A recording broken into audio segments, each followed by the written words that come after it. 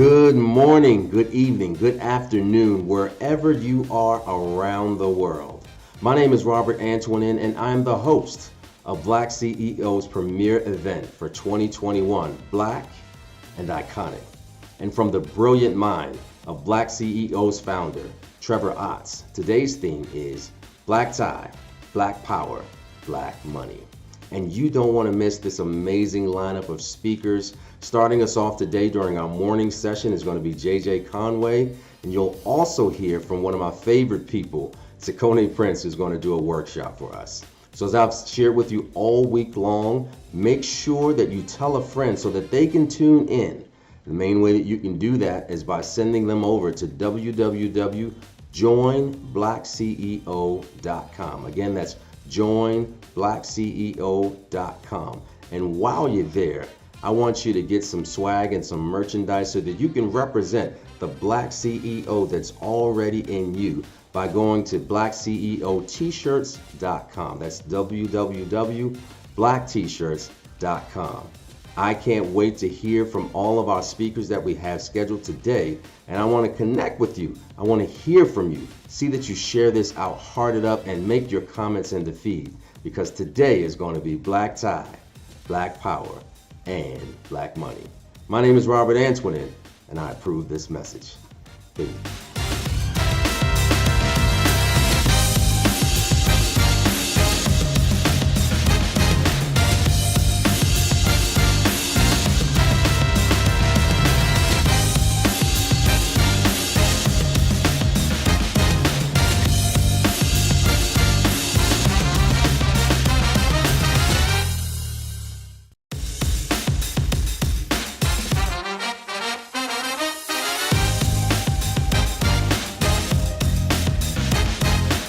Hello, all my friends at BlackCEO. This is Myron Golden, and I'm going to share with you how to take your business from $10,000 a month to $128,000 a month in 4 moves.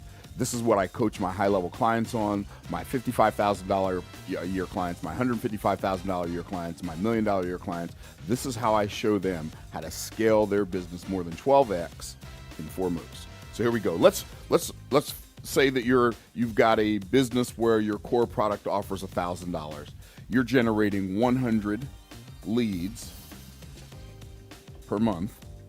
You're converting 10% of those leads. And so that's 10 sales. And each sale is $1,000. That equals $10,000 a month. So how do you take a business like this? You're generating 100 leads a month, which is 3.3 leads a day. You're converting 10% of those leads, which is 10 sales a month. That's 2.5 sales a week. And then those 10 sales a month are $1,000 each. You're making $10,000 a month. So there are 4 moves you got to make. And the only 4 ways to grow a business are to focus on lead generation, lead conversion, customer ascension, and customer retention. So we're going to start out with lead generation. Right now you're generating 100 leads a month. If you double this number times 2, you start generating 200 leads a month. If everything stays the same, you're still converting at 10%. At 10%, now instead of making 10 sales a month, you're making 20 sales a month if your conversion rate stays the same. Well, 20 sales times $1,000, you fixed one component of your business and you just doubled your revenue. Wow, that's pretty powerful. To fix one thing in your business and double your business revenue is pretty mind-blowing, but it gets better. The next thing we show our clients how to do is we show them how to improve their conversion process, how to improve their sales process, and make their conversion rate go up. So when your conversion rate goes up, if instead of converting 10%, you double this number, and you start converting 20%, so now you're generating 200 leads a month times 20% conversion. That's 40 sales a month times $1,000 equals $40,000 a month. Literally, I'm doing I'm doing a challenge right now. We sold over 300 tickets in 8 days to this Make More Offers challenge. The low end tickets we sold about 170 plus at $97, and then we sold almost 130 at $297. So we did over $56,000 in ticket sales. We're going to do our close on a $15,000 offer on Friday, and we're going to do somewhere probably between $500,000 and $1 million in sales from this campaign that we've literally been working on for 2 weeks, right? We've been promoting for 2 weeks. We've been planning it for months, right? So these numbers are so doable. Okay, so you convert 40% of your sales, or 20% of your sales. You make 40 sales a month. That's $40,000 a month. So you fix 2 things, and now you quadrupled your business. So now let's take it to another level. Let's 8X our business by adding one more component, and that is we are going to add a high-ticket offer. Now, one of the biggest challenges or one of the biggest problems I see in most businesses is most businesses, whatever their business is, especially in the coaching space, the consulting space, the author space, the speaker space, your prices are too low. If you're wondering why my business isn't doing any better, you're not charging enough. And you can see what you're doing is you're looking at what everybody else is doing, and you're making your prices based on what they're doing instead of figuring out what the result that you're producing is worth and making your pricing based on that. I have the ability, and people say, well, but you're Myron Golden, which really means nothing other than the fact that I'm the guy who happened to figure this out, and this is what I actually do. When I do coaching, when I do hourly coaching, I charge $25,000 an hour. And people pay me $25,000 an hour to talk to me for an hour. Why don't they pay you $25,000 an hour yet? Because you haven't started charging them $25,000 an hour yet. But you could. And so $25,000 an hour for coaching. If I go and speak at a conference, I charge $100,000 to go speak at a conference. My coaching packages, I have 3 coaching packages. One's $55,000, one's $155,000, one's $1 million, and we've sold all of them. And the point I'm making is you set the prices in your own business. Well, one of the biggest challenges I see in most businesses, especially businesses with Black CEOs, you don't charge enough money. So raise your prices. So we're going to take this business here that has a $1,000 offer, and we're going to add what I call customer ascension offer, and we're going to add a $10,000 offer to their mix. So now you're going to add a $10,000 offer, and what I'm going to do is I'm going to move this over here. So you add a $10,000 offer to your mix, and you're not going to convert as many $10,000 offers as you are $1,000 offers, but you can convert enough of them, right? And how many do you have to convert? Well, one of these equals 10 of these, right? So right here, you do one time, like 1/10 the work, make the same amount of money. I like that. So here's what we're going to do. We're going to say these 40 sales that you're making every month now because you've doubled your lead generation and you've doubled your conversion. Let's say 10% of these people take you up on your $10,000 offer. That's 4 sales times $10,000. That equals $40,000 a month. Well, if you add this $40,000 a month to this $40,000 a month, yep, you got it right. You're making $80,000 a month. That's almost $1 million a year. This is how businesses are built. Do you realize? And a $10,000 product. I know that seems like a big deal, but here's what I'm going to tell you. Do you know who makes the Maybach 64? Well, Mercedes makes the Maybach 64. The Maybach 64, depending on what year it is, blah, blah, blah, you're going to pay somewhere between $300,000 and $500,000 for a Maybach, right? Now, why did Mercedes create a $300,000 to $500,000 car? Because they got tired of sending all their best customers to Rolls-Royce. See, when you don't have, I really want you to wrap your mind around this. When you don't have a premium offer for your clients, you're forcing your best clients to spend most of their money with somebody other than you. Think about that. Why would you do that? Why would you do that intentionally? Well, hopefully you wouldn't do it intentionally. So now you're at $80,000 a month, but that's not $128,000 a month. So how do you go from 80,000 to 120. Well, you add a concept called forced continuity. What is forced continuity? Everybody who buys your core offer, this $1,000 product, you give them access to your newsletter, your membership site, or your software for free for a month or 2 weeks or for 3 weeks or for 2 months or for 3 months. Let's just say for 30 days after they buy your product, when they buy your product, they get access to your newsletter or your software or your membership site for a month for free. And after that, it's $100 a month. Well, you're making 40 sales a month. 40 times 100, that's 4,000 a month. Right? 4,000 a month. And 4,000 a month times 12 months is $48,000 a month after a year. So now you add this $48,000 a month plus the $80,000 a month. That equals $128,000 per month in revenue. That's about $1.5 million a year because you made 4 tweaks to your business. Here's what I'm going to tell you. As a Black CEO, don't go through life thinking, well, white folks won't buy from me because I'm black. I have a lot of white clients. Don't go through life thinking black folks won't buy from me because they won't spend that kind of money on a product. I have lots of black clients. I have Asian clients. I have Hispanic clients. This whole storyline of who won't buy from you, the only place it really exists is in your head. So double your lead generation, double your lead conversion by improving your sales process,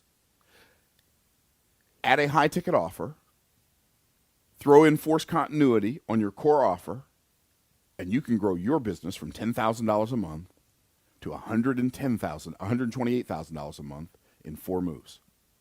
Now, for those of you who are like, but I don't know how to do that. Well, fortunately for you, I've created a program called the Make More Offers Challenge. When you go to that website, like right now, the challenge is live. The challenge is over this Friday. We started it on Monday. But the recordings are not included when you buy the challenge. You can pay $97 for the challenge, or you can pay $297 for the challenge. If you do $297, you get access to the VIP area, and you get extra bonuses, plus you get to be on Zoom. If you buy the $97 ticket, you watch the challenge on Facebook Live. But my point is, right now, if you get started in the challenge, even though we've already done 2 days, we've got 2 days right now in the Facebook group, and it will be in the Facebook group until Sunday night, this coming Sunday night, February 28th at 11:59 p.m. If you're watching this on a recording sometime down the road after February 28th, 2021, well then we will be doing the Make More Offers Challenge again later on this year. So what you do is you'll either get on a waiting list or to be notified, or you will be able to buy a ticket if the challenge is open. So congratulations for being a part of the BlackCEO conference, and take advantage of these concepts that I showed you, and you can take your life and your business to the next level. Thanks for watching.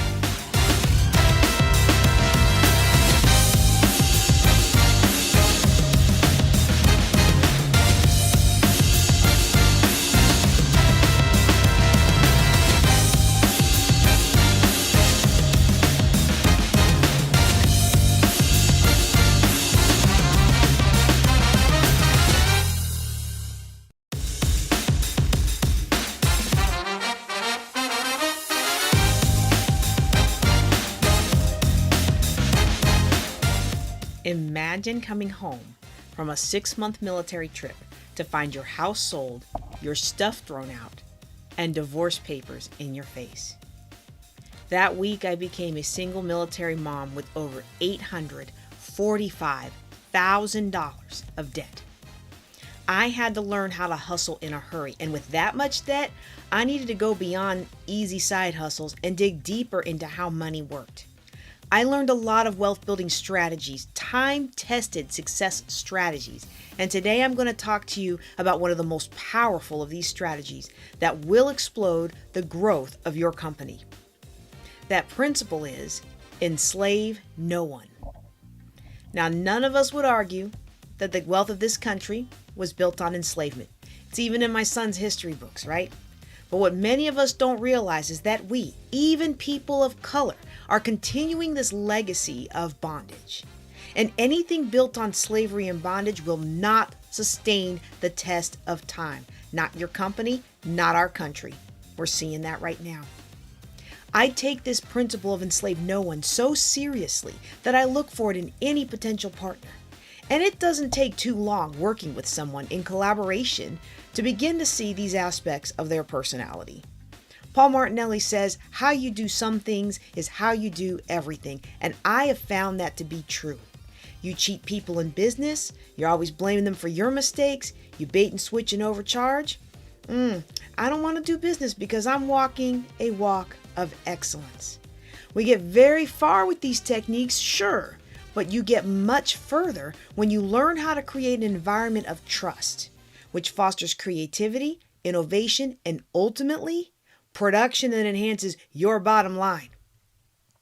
Now, I'm all about getting a good deal, and we all know too many people who insist that their 15-minute discovery session is worth $999, and you know it isn't. So go ahead and call that out, right? But I'm not going to invite a speaker who gets $15,000 per event to speak at my conference and tell her she got to pay for her slot. I'm not going to take advantage of the cashier accidentally giving me $20 when she should have given me only $5. Some of you call that a blessing, but it's not a blessing for her when she's got to make her drawer even out that night. And $15 could mean the difference between putting food on her table and going hungry another night. I've been there. $845,000 of debt ago, I've been there. And I'm not going to turn down a blessing, y'all, because sometimes people really are trying to bless you because they believe in you and they believe in your dream. One of the most important things we can do as human beings is enslave no one. And when we enslave no one, guess what? More people do for you simply because they believe in you and they believe in your dream. This is a principle I learned from the 10 Edicts of Concept Therapy. Concept therapy was founded by Dr. Thurman Fleet, the person who developed the stickman model I use in my Abundant Success course. Dr. Fleet basically said if you did nothing else of the philosophy that he created, which is the stick person and the 7 universal laws, all of his life's work, he said the most important concept was to enslave no one. The spirit of this principle is that we should never take advantage of someone. Now look, I know people have a spirit where they are willing to overcommit themselves. I've been one of those. Because for some people, they're looking for approval, so they'll overcommit.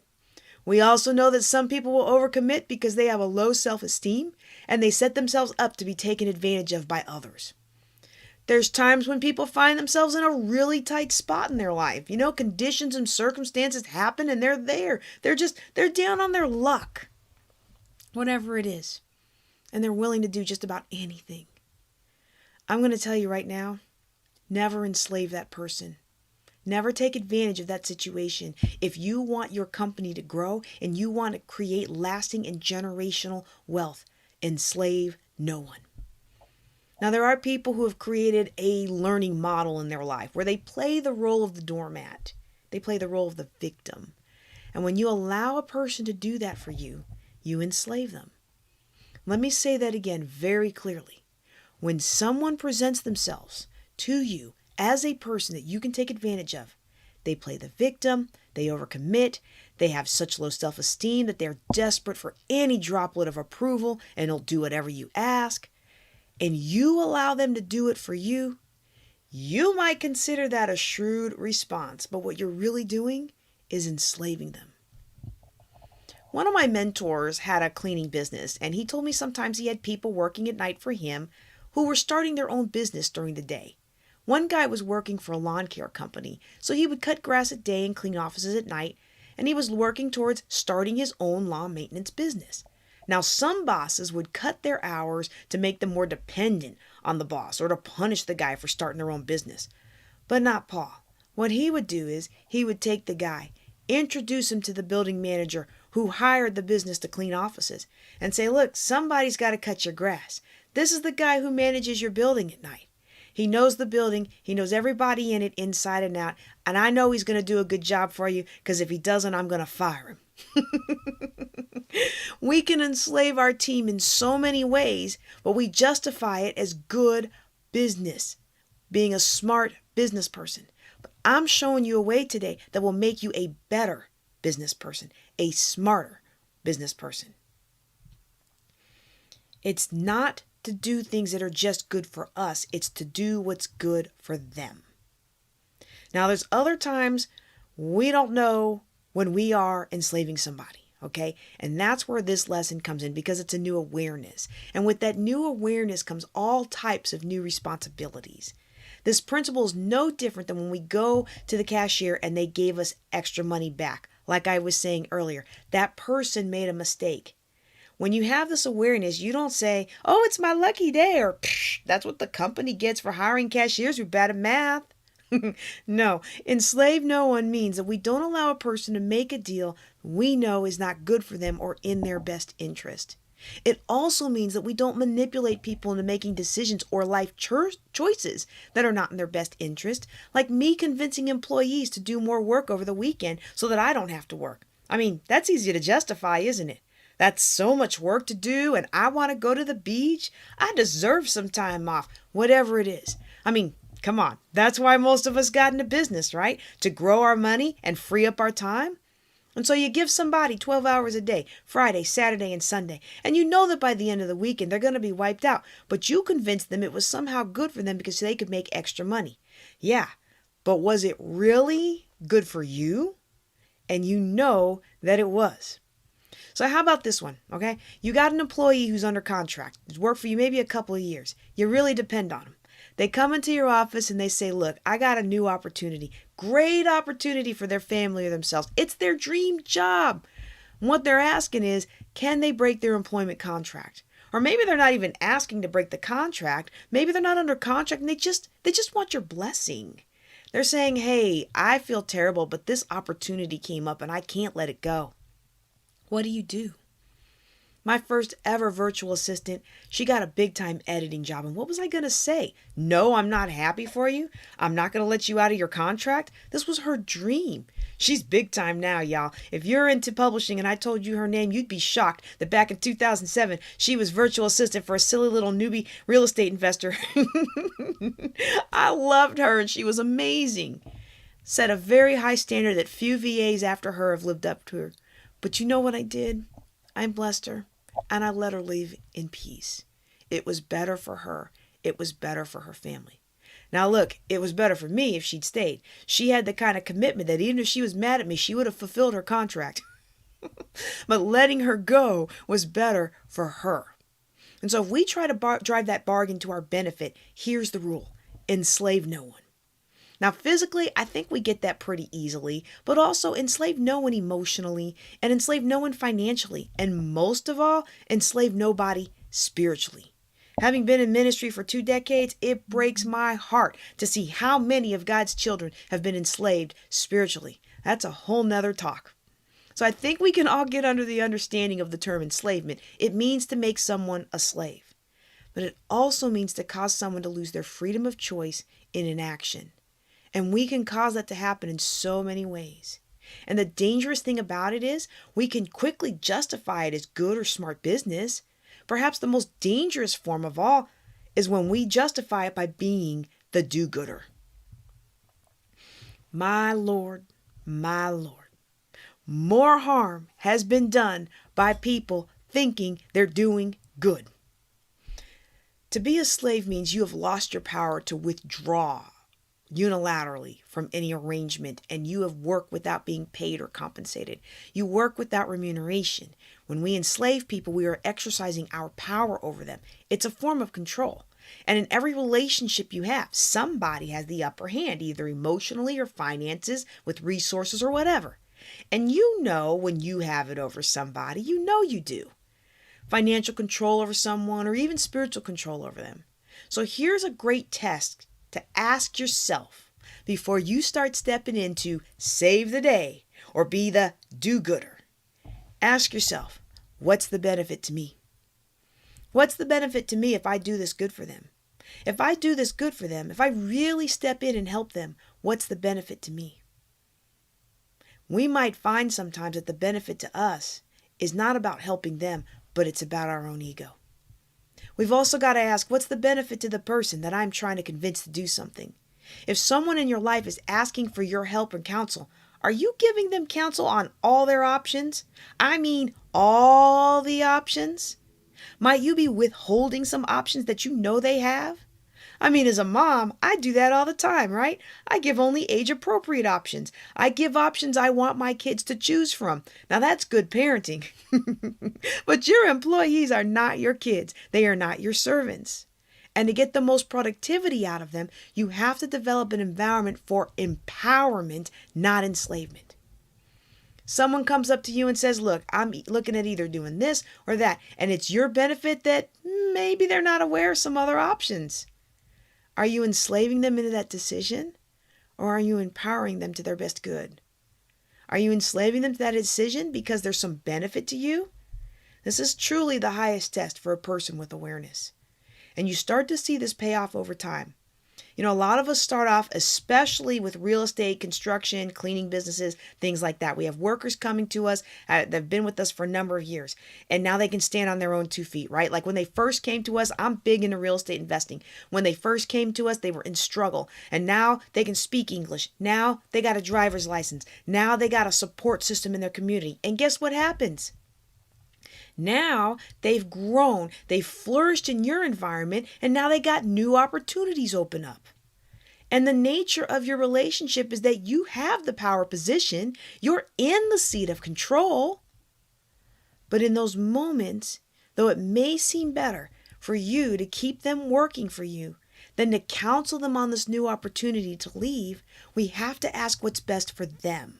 Can your company give or offer them a greater opportunity that would truly be better for them?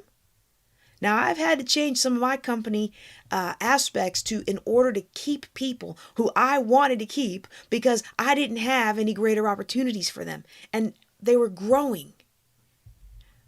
But sometimes we think it's best for them to stay with us, but I would challenge you on that sometimes.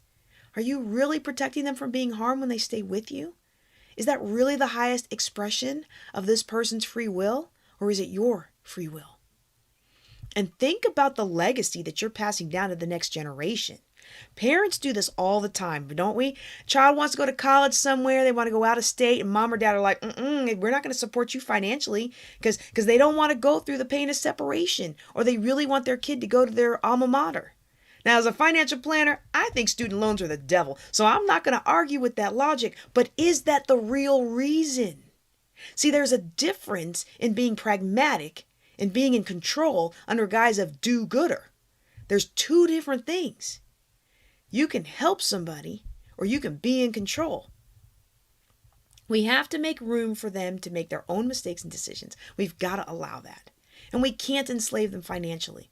Well, you didn't declare physics like your mom, so I'll spend my money on my own self. My path may not be my boy's highest and good. And as aware people, we know, well, listen to me, as aware people, we know we are exercising our power and authority over another person when we do that. There's a difference between, we don't recommend that you go to that party school because you'll have to take loans, which will hamstring you for the first 10 years of your career, and you probably won't graduate because you'll be having so much fun partying, when you could just go nearby and graduate debt-free. There's a difference between saying that and saying, you either go to my alma mater or you can pay your own way just because you can. That's not love, that's control. And as aware CEOs, we must never use that gift of authority, that gift of resource, that gift of awareness against someone. So be slow to step into the role of advisor, the role of the do-gooder, and be more likely to step into the role of coach. We got to check our motives, check our heart, check our agenda, and check our ego. Now, if you run a company according to this principle of enslave no one, your company will be productive beyond your wildest dreams, and you will flourish if you run your life this way. Enslave no one. There's a price when you do. The best arrangements are mutually beneficial, even in business. Then it's going to last. Walmart in China is a great example of this. Now, if countries, if they have great trade and it's mutually beneficial for them to not be at war, well, they're not going to go to war. Probably not going to go to war.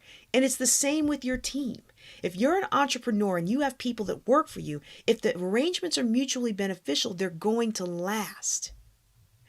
The opposite of that, of course, is that unequal exchanges soon die. And when they do die, there's resentments left behind. And if you try and exploit someone and it goes south, it leads to future distrust on both of your parts. Even if they're the ones that in the end behave badly, it still sets exploitation feelings in you, and you still become distrustful of people. And that's going to hinder the growth of your company. If you want to go fast, go alone. If you want to go far, go together. We need to build a company based on trust and initiative. Unequal exchanges soon die, so it's got to be fair. Now the question then is, well, who decides? Who decides what's fair? As emotional creatures, we perceive things out of who we are, right? We have different degrees of fairness, right? We judge ourselves by our intentions. We judge others by their results. So we do need the clarity of some kind of agreement. And in large organizations, that's typically going to be a contract of employment, right?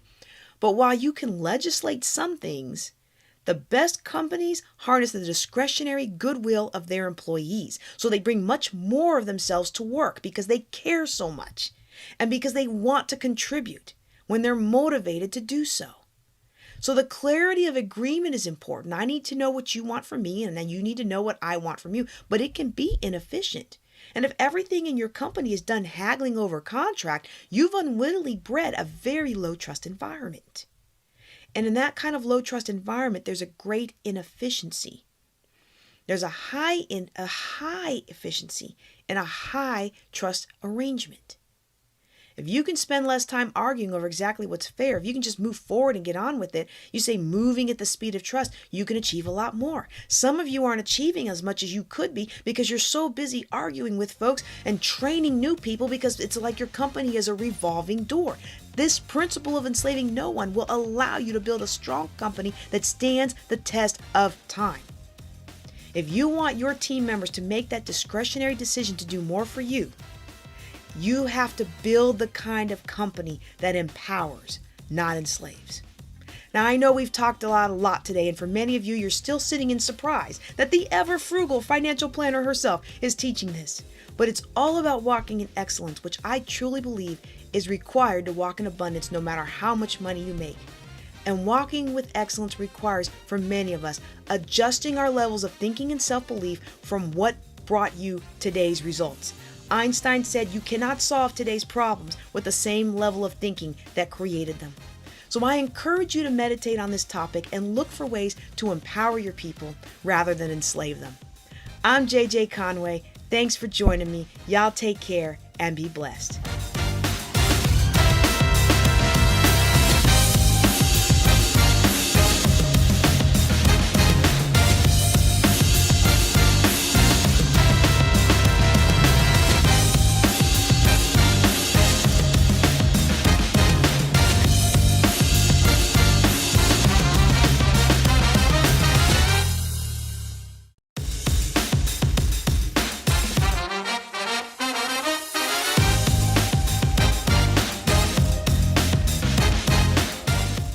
Hello, everyone. I am so excited to be here today. I'm speaking at this conference, being able to share my story with each and every one of you. I know that the last year has been crazy with COVID-19, but for some of you has truly been a comfort zone.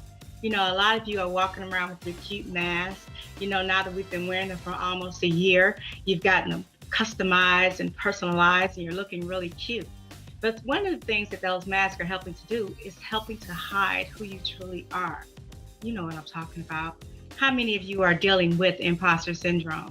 How many of you are going to work every day showing up a totally different person? You know what I'm talking about. I know firsthand what that looks like. Do you know how I know? Because I've lived it, I've walked it. I have been the perfect picture for imposter syndrome. Let me explain to you how. I've been a nurse executive. I've had the corner office. I made a six-figure income. I lived in the suburbs in a big old house. I drive a caddy truck. I got it all. I even got a husband that I've been married to for almost 30 years. 2 kids that I'm trying my best to kick out the house, but they won't go. All I'm missing is a dog and a white picket fence. People at work are so amazed. So many people that see me are like, oh my goodness, Dr. B, you have all of this. But they don't understand that I'm showing up a totally different person. I'm dealing with imposter syndrome. You see, I'm showing them who they want to see, not necessarily who they need to see, so that they can be the best that they can be. I showed up every day, living this life. So many people want what I had, but they didn't understand what I went through to get where I was at. I know I'm not the only person out there that's struggling with that. I know I'm not.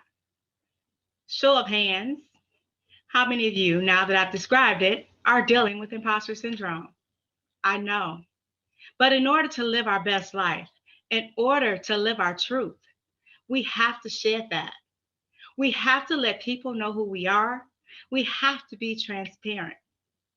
See, what I want to do today during my speech is I want to take you out of your comfort zone. I want us to have a grown folks conversation. You know what I'm talking about, those conversations that grandma and mama used to have, and they used to say, get out of here, no kids allowed. Kids shouldn't be hearing this, kids shouldn't be seeing this. You know, I want to have that type of conversation. And if you're watching this today with someone else in the room, I'm just asking for you to do a couple of things.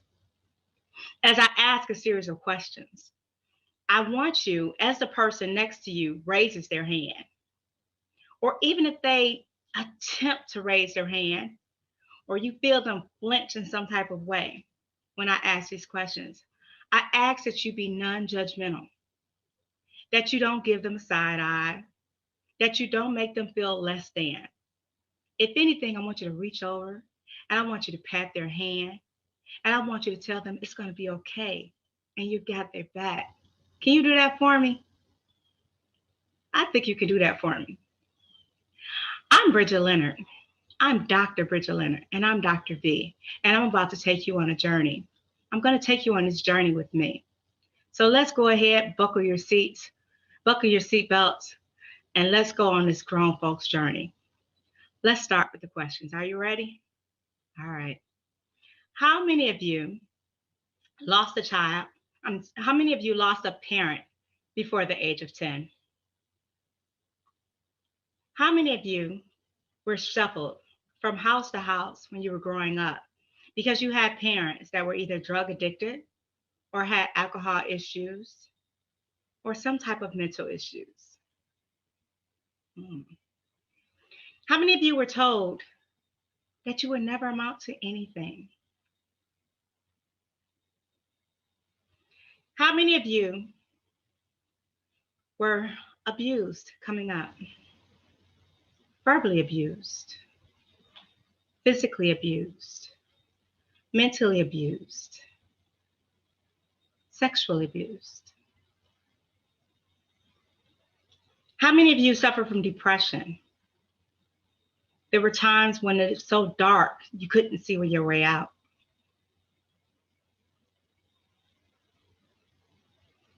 How many of you were chased around the house by a person with a shotgun with the pure intent to kill you, and that person was your own mother?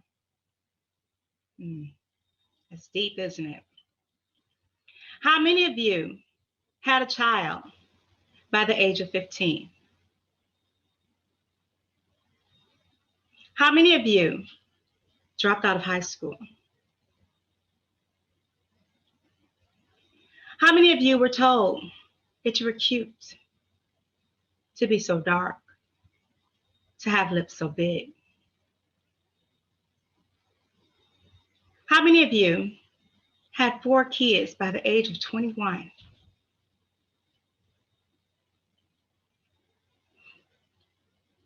How many of you felt like giving up so many times? And you even took it a step further by trying to commit suicide once, twice, maybe even 3 times. I know the questions I asked were hard.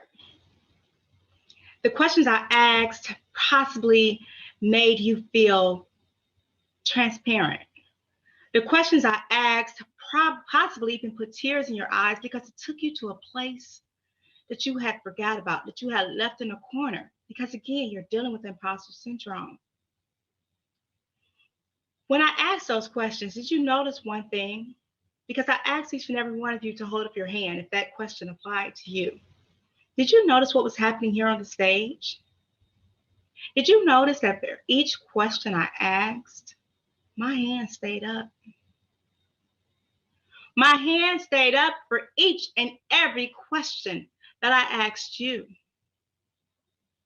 Now, all those questions I asked, there's no way, there's no reason whatsoever that all of that should happen to one person. But it did. That one person was me.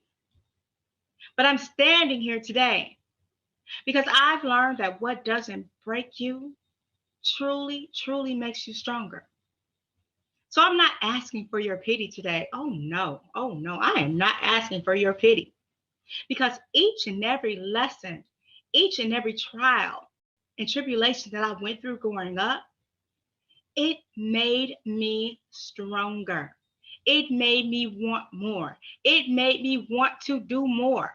That is why I'm asking you to let imposter syndrome go, to be the best you can be, to live with your truth.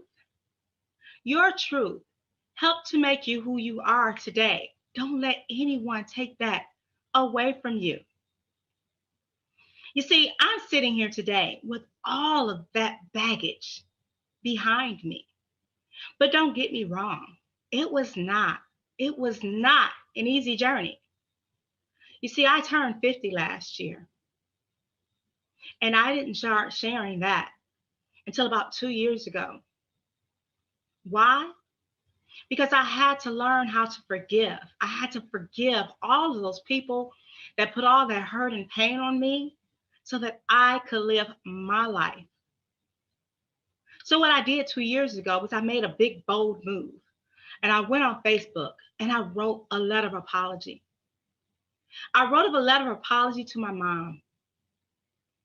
And in that letter, I forgave her for all the things she did to me. You see, me and my mom, we had a very tumultuous relationship, years 1 through 18. But from the age of 18 to 19, we created a bond that was unbreakable. We were able to talk as women. Unfortunately, that was her last year of life. So we did everything in that 1 year that should have been done for the whole 19 years of my life. But I held on to that for years. My mom died in 1991.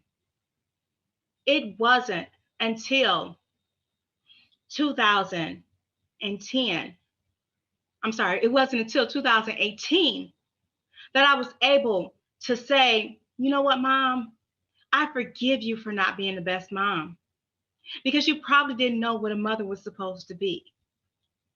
And I realized that I had to let all of that go so that I can live my best life, so that I can be a better mom to what now I have 6 kids, ages 19 to 35. My older kids, I denied them a mom for so long because I didn't know how to be one.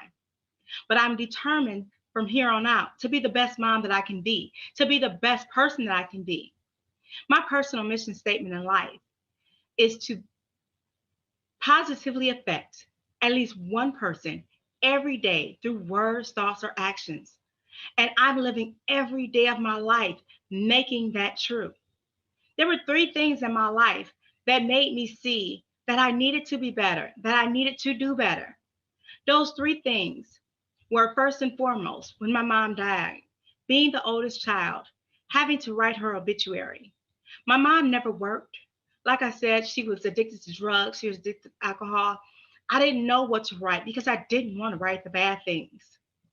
So at that point, I was determined that when it came time for my death, my six kids would not have to think about what to write because I would make a way in this world that I positively impacted so many people, including them, especially them, that they would be writing for days. So that was one thing. The second thing that impacted my life was my son dying. At the age of 21, I had four kids. I lost one of those kids to SIDS. He was 2.5 months old. You see, at that time, I had went back to college. My mom always said that I was book smart, not necessarily street smart. I didn't understand what she was saying, but I got it. I got it. So I went back to school. But after I lost my son, I went to work study for a month straight. Don't ask me how I got there. Don't even ask me why I was there. But one day they came up to me and they said, Bridget, this isn't going to work. You're coming to work, you're not here, you're not present, you're not showing up, and you're smelling like a homeless person. You need to get yourself together. It was at that point that I realized that I had three other kids at home that I had to live for. You see, I understand now that God gives us kids in our life. He's given them to us on a borrowed plan. And I had to embrace that and accept that in order to move on. I knew that God had gave him to me for only 2.5 months, but he gave him to me for a reason, for me to get myself together. And from that point on, I've tried my best to be the best person that I can be. So I thank you, God, for that gift. And I thank you for my son because he truly helped to impact me. The third thing that helped to change my life was simply working at McDonald's. I was working at McDonald's at 21 years old. I thought I was doing something. I started at McDonald's. I was working in the grill. They moved me to the front of the restaurant as a crew leader. I thought I was doing something. Duh. I'm still in McDonald's. Whether it's the front of the building or the back of the building, I'm still at McDonald's making $3.35 an hour trying to raise three kids and myself. And my husband and I had gotten married when I was 19. Where did they do that at? That wasn't going to work for me. So I had to do better. So those three things helped to catapult me to make me want to do better. So although I was a high school dropout, I turned my life around. Right now, even though I went through all of that stuff and I described to you guys, I was a teen mom. I was abused in every fashionable way. I tried to kill myself 3 times. I suffered from depression. I didn't like myself. There were times I didn't look in the mirror. Look at me today. I have on bright pink lipstick. There was a time where I wouldn't put on lipstick because I wanted to hide, because I thought my beauty was a curse. But today I embrace my beauty. I embrace my big lips. I embrace my chocolate colored skin. I embrace me. Today I'm Dr. B. I'm bold. I'm beautiful. I'm empowered. I'm encouraging. I'm motivating. I'm inspiring. I'm a nurse. I'm an author. I'm a speaker. I'm a professor. I like to tell people I'm all that. And 2 bags of chips. 2 bags of whole food chips at that. It's funny because sometimes people take my confidence as cockiness. What they don't understand is for the longest, I hid. I hid who I was. I hid in corners. I let my successes tell my story. I didn't use my voice. But today I'm asking you to start using your voice, to tell people who you are, to tell people what you've been through. They need to hear that. For the past 2 years, I've been telling my story. And I have helped so many people to see that your past does not dictate your future. It truly doesn't. Me opening my mouth has helped so many broken women understand that life is worth living, that life is worth taking chances and being the best you can be. I often tell people, you cannot pour from an empty cup. So today I love myself and I pour into myself constantly, frequently. And I'm asking you to do the same. because you cannot pour from an empty cup. And it's okay to be selfish. It's okay to do things for you. Because when you put a smile on your face, when you're living your best life, you can't help but to spread that onto others. It becomes contagious. So I'm asking you to do that. I'm asking you to live your best life. I'm asking you to crush your goals, to not hide behind imposter syndrome. Let people accept you for who you are. It's okay. We weren't made in a common mode. We were all put on this earth to be different, to add value to each other's lives. And unfortunately, some of us have to go through the bad things in order to grow. You see on my wrist, I have a tattoo of a lotus. I love the lotus. This is a flower that is grown in mud, but it rises above the water and it floats on that water, and it's one of the most beautiful flowers. I see that in you. I see it in me. We can all be lotuses out here. So as I end my speech today, and again, the purpose is to not let your past dictate your future, to write the chapters of your life. When I say write the chapters of your life, I'm saying if I would have stuck with what society wanted me to be, if I wouldn't have pushed forward, if I wouldn't have persevered, I would merely be a picture in Webster's dictionary up under the word statistic. But because I pushed forward, and because I believed in myself, and because people believed in me, you can now find my picture in the dictionary up under perseverance. And I'm going to keep pushing, and I'm going to keep pushing. So today I'm going to leave you with 3 takeaways. First and foremost, if you went through anything that I've discussed, any of those issues where I asked you to raise your hand, if you went through any of those issues and you have wounds that are not healed and you still have scabs, I'm asking you to seek counseling. Counseling is very, very important. You need a professional. That professional is not your best friend. That professional, sometimes it's not even your pastor. Please go seek out licensed help. Second, I'm asking you to live your best life.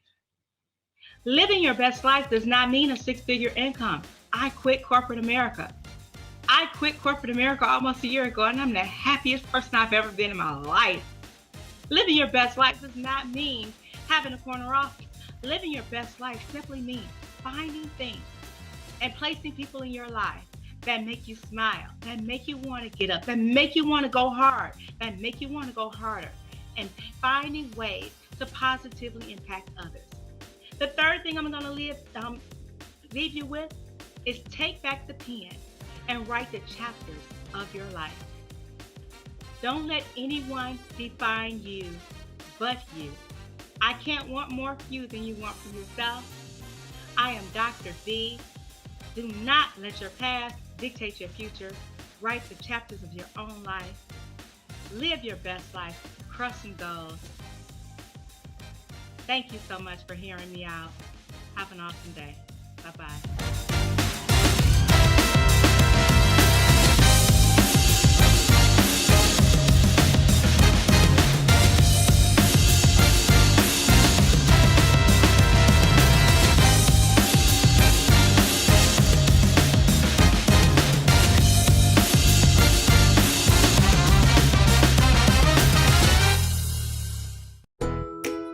Masterminds, mentoring, strategist, government contracts, credit restoration, business credit, investing, crypto, digital real estate, sales and marketing funnels, $1 million funding, asset protection, the tax game, forex market, option trading. These are some of the tools that are taught inside of our platform, theblackmillionairesmatrix.com.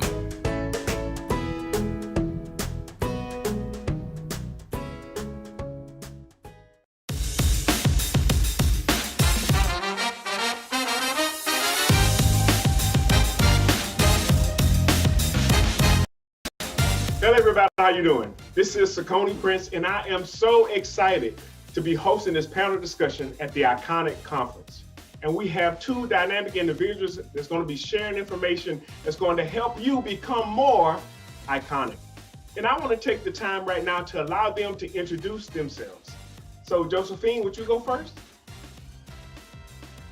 Hi, everyone. Good evening. My name is Josephine Ochenny. I am the CEO and founder of Career Restyle. And really what Career Restyle is a community where we actually let people share their career experiences. We are very passionate about knowledge sharing, and we really believe that every idea is valid. And so at Career Restyle, we provide you with resources that have to do with different career experiences. We provide you with tools, and we believe in advocating for you and championing for you. And so I'm so excited to be here tonight. I know there's so much to talk about, so look forward to really getting into the meat of everything. Well, thank you so much. And we're looking forward to the information that you're going to be sharing. Now, next up, we have Tiara. Would you tell us about yourself? I would love to. Hello, everybody, and thank you so much. I'm so excited to be on today's panel. So my name is Tiara M. Tucker. I am from Illinois, south of Chicago, now residing in Dallas, Texas. And I like to say that I'm the wearer of many tiaras to play off of my name. To name a few, I am the founder and president of Speak That Movement, which is my 501c3 charitable organization, which I created with a mission to empower and equip professional women in business along their journeys of dream and goal realization, just encouraging them and supporting them to use their voice, walk in their purpose, and also to help support them to combat the mental health and social injustice roadblocks that we as women can face along our journeys. I'm also the president and founder of Tiara PR Network, which is my boutique PR firm based in Dallas, where I focus on purpose-driven PR, communications, events, and coaching. So I really love it. I love to help clients and others along their journeys. And I'm also the host and producer of Speak That Talks, which is a baby of Speak That Movement, where I just host weekly live shows where I bring in different speakers from all over the country and even outside of the country as of 2021. And we just empower, uplift, and connect people to help us get through COVID-19. All right. Well, that is incredible. So I really want to get into some of these panel discussion questions because I know that y'all have a lot of information to share. So one of the first questions that I want to ask, and you can just, I'm not going to call on anybody. I'm going to let you step up to the mic yourself. But one of the first questions I want to ask is, given today's climate, given today's political and national climate, do you really feel that you have the freedom to be authentically Black? And what I mean by that is sharing your views, your culture, your music, or do you feel you have to scale back in order to fit in? So whoever wants to take that, go right ahead. I'll go ahead and jump in. That's such a great question. I think, as you mentioned, right now we are in a heightened political climate, and being honestly just a Black or brown individual is very difficult. And so there's a lot of stereotypes that we face often that we have to try and debunk. And so I really believe that, we truly as a people have the opportunity to really change those different stereotypes and really just, go against the norm. I think that in terms of, you mentioned the music industry, you mentioned just career fields, just different opportunities that we have. We really have that chance to, especially in the climate that we're in, to really take the bulls by the horns and really just show people who we really are. So I believe actually that this is a really good time to authentically be Black or brown, to be an individual where you can just truly showcase that, I am not how I'm often represented. And I am able to go against a lot of the cultural misconceptions about me. And so this is truly a time of empowerment, I believe. I believe this is a time where we can truly let our voices speak for us. We can let our careers, show the mindset that we have and the things that we want to contribute to society. And again, we know that, in this democratic land that we live in, there's so much that we can really prove as a people. And I think we've seen that, right? We've banded together, and in us banding together, it's shown that we have solidarity and we have power in numbers. And so this is the time to really be proud of who we are and to be authentically Black or brown. So I think this is the perfect timing, actually. Good, good, I good. totally agree with you, Josephine. I feel like this is our time. It always was our time, to be perfectly honest with you.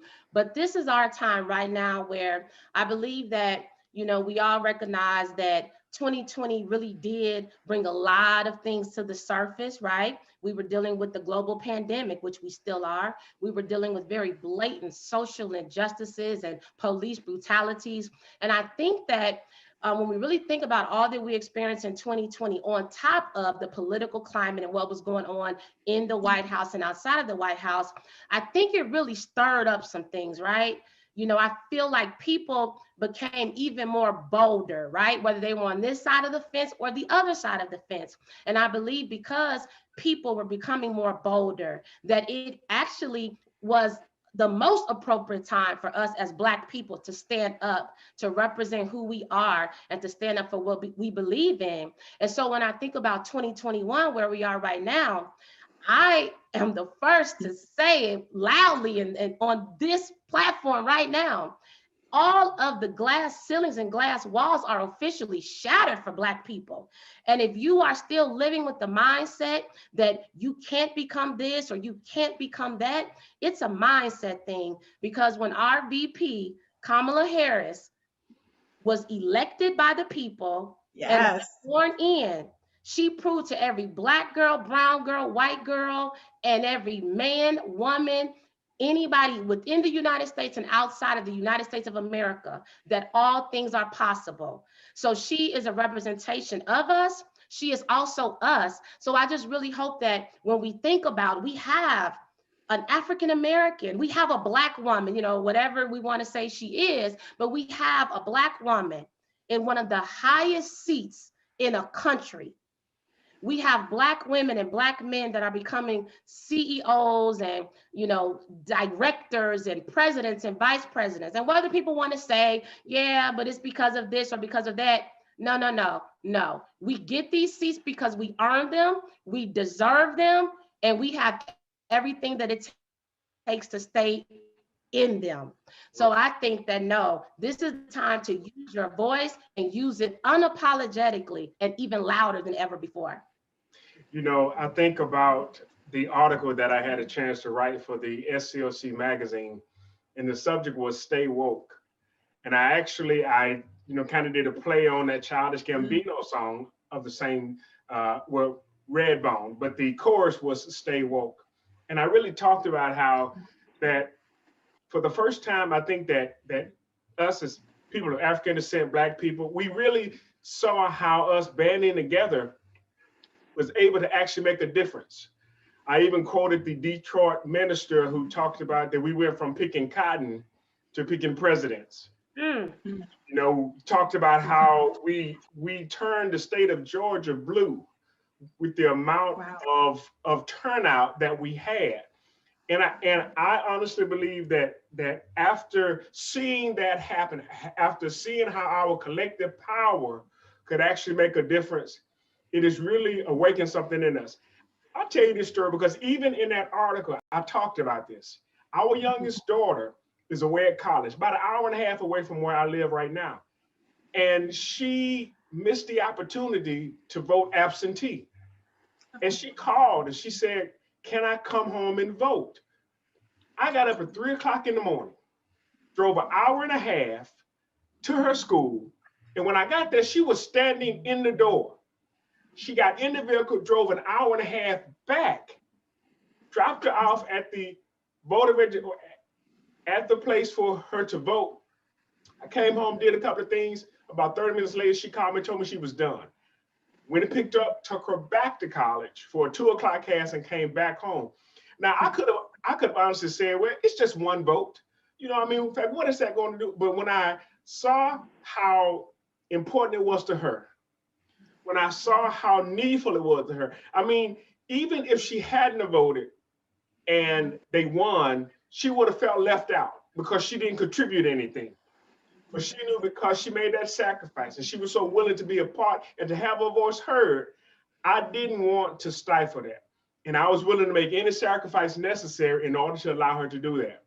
And so you're right. We have an opportunity to really showcase who we are and to tell people about our contributions. This is Black History Month. And I did a speech, a virtual speech, nonetheless, but a speech where I talked about write your own history. And I was encouraging individuals. I talked about some of the people that have blazed trails in the past. The first guy that did the open heart surgery, first guy that did the blood transfusion, in fact, the guy that found or that actually started the cell phones, all of them were African Americans. But I encouraged the students to write their own history and to become iconic by doing so.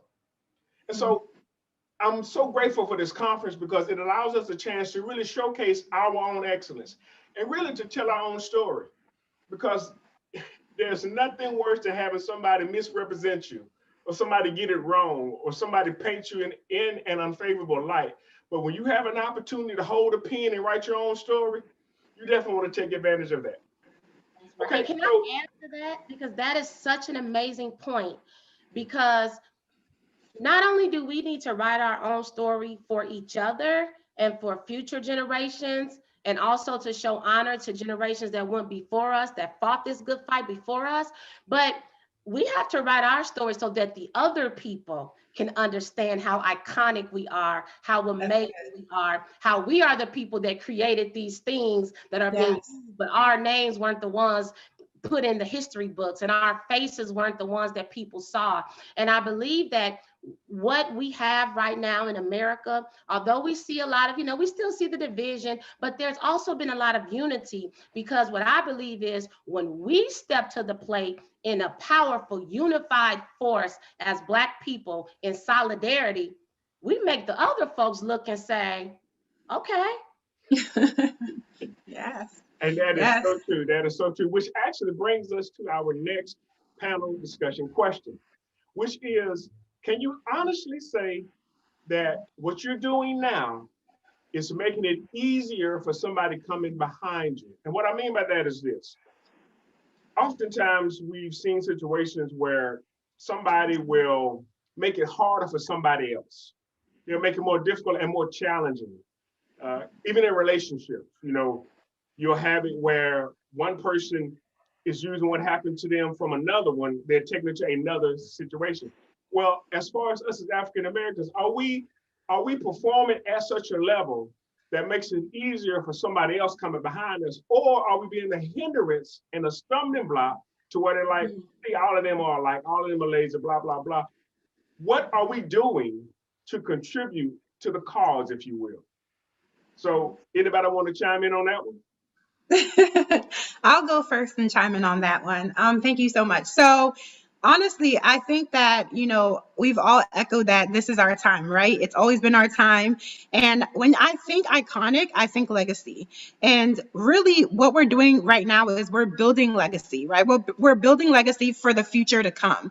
And so when you mentioned, are we a stumbling block or are we a catalyst? I would say we're a catalyst. And when we're talking businesses, it's me and Tiara on here right now, and it's such an honor to be on this platform with her. I mean, two awesome women, right, that are entrepreneurs, that are getting it, that are trying to make it. And I know that, not only will we be successful, but as well, we're paving the way for our future, right? And we're paving the way and we're showing people that this is so possible. And so I really think that in this moment that we're in right now, right? If you could bottle up this moment, really what, the essence of this moment would be is, am I paving the way for the next generation? And the answer to that would really be yes, I am, right? I'm showing people that it's possible. I personally, everyone has a personal brand. Everyone has a personal story. And my story is that I am the child of immigrant parents. I was an immigrant myself.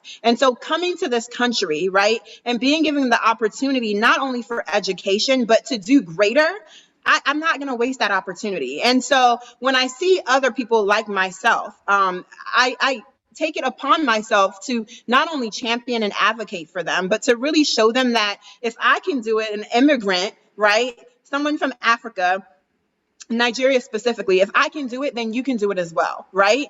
And so I think that's the beauty of being an entrepreneur. That's the beauty of being a awesome business owner, especially a female business owner. You can show people behind you that you are more than capable. And so for my business career, Restyle specifically, I mentioned earlier that we truly believe that no idea is stupid. We believe every idea is valid. And we believe that you might have to pivot, you might have to tweak it, you might have to do something a little different, but your idea is valid and you can make it to where you want to make it to. And so, really, what I'm trying to do is I'm trying to provide people with a platform and an opportunity to really not share their career experiences, but to knowledge share so that you can know that in partnering together, you can get so much further than you could get by yourself. So this is definitely that time where we really are, building these blocks and building these roads for people who came before us, who did the same for us. And we're trying to pave the way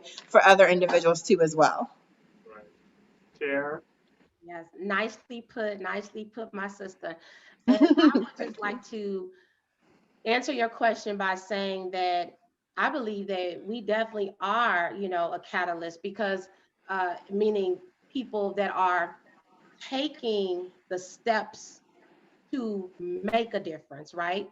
Because I believe, and I hate to keep going back to 2020, but I just believe it will be such a pivotal year in our history and in our journey. But one thing that COVID has shown us and continues to show us is that tomorrow is not promised. It shows us that we can have moments where we are forced to be still.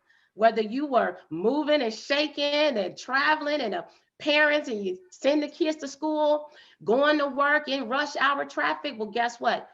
We all, for the most part, were forced to be still. And in that period of being forced to be still, I believe what it allowed a lot of people to do, if they pressed in on it, was to dig deep and say, now that I have a moment to be still, what do I really want to do? What do I want the next month, next year, next decade of my life to look like? Okay, I could lose my job tomorrow because other people have. So what else do I have in me to make myself continue to be marketable, continue to be competitive? So what I personally experienced in my own life, as well as with my friends and people who I encountered, was that people were digging deep, those that chose to. I found that new books were birthed, new businesses were birthed, people were collaborating.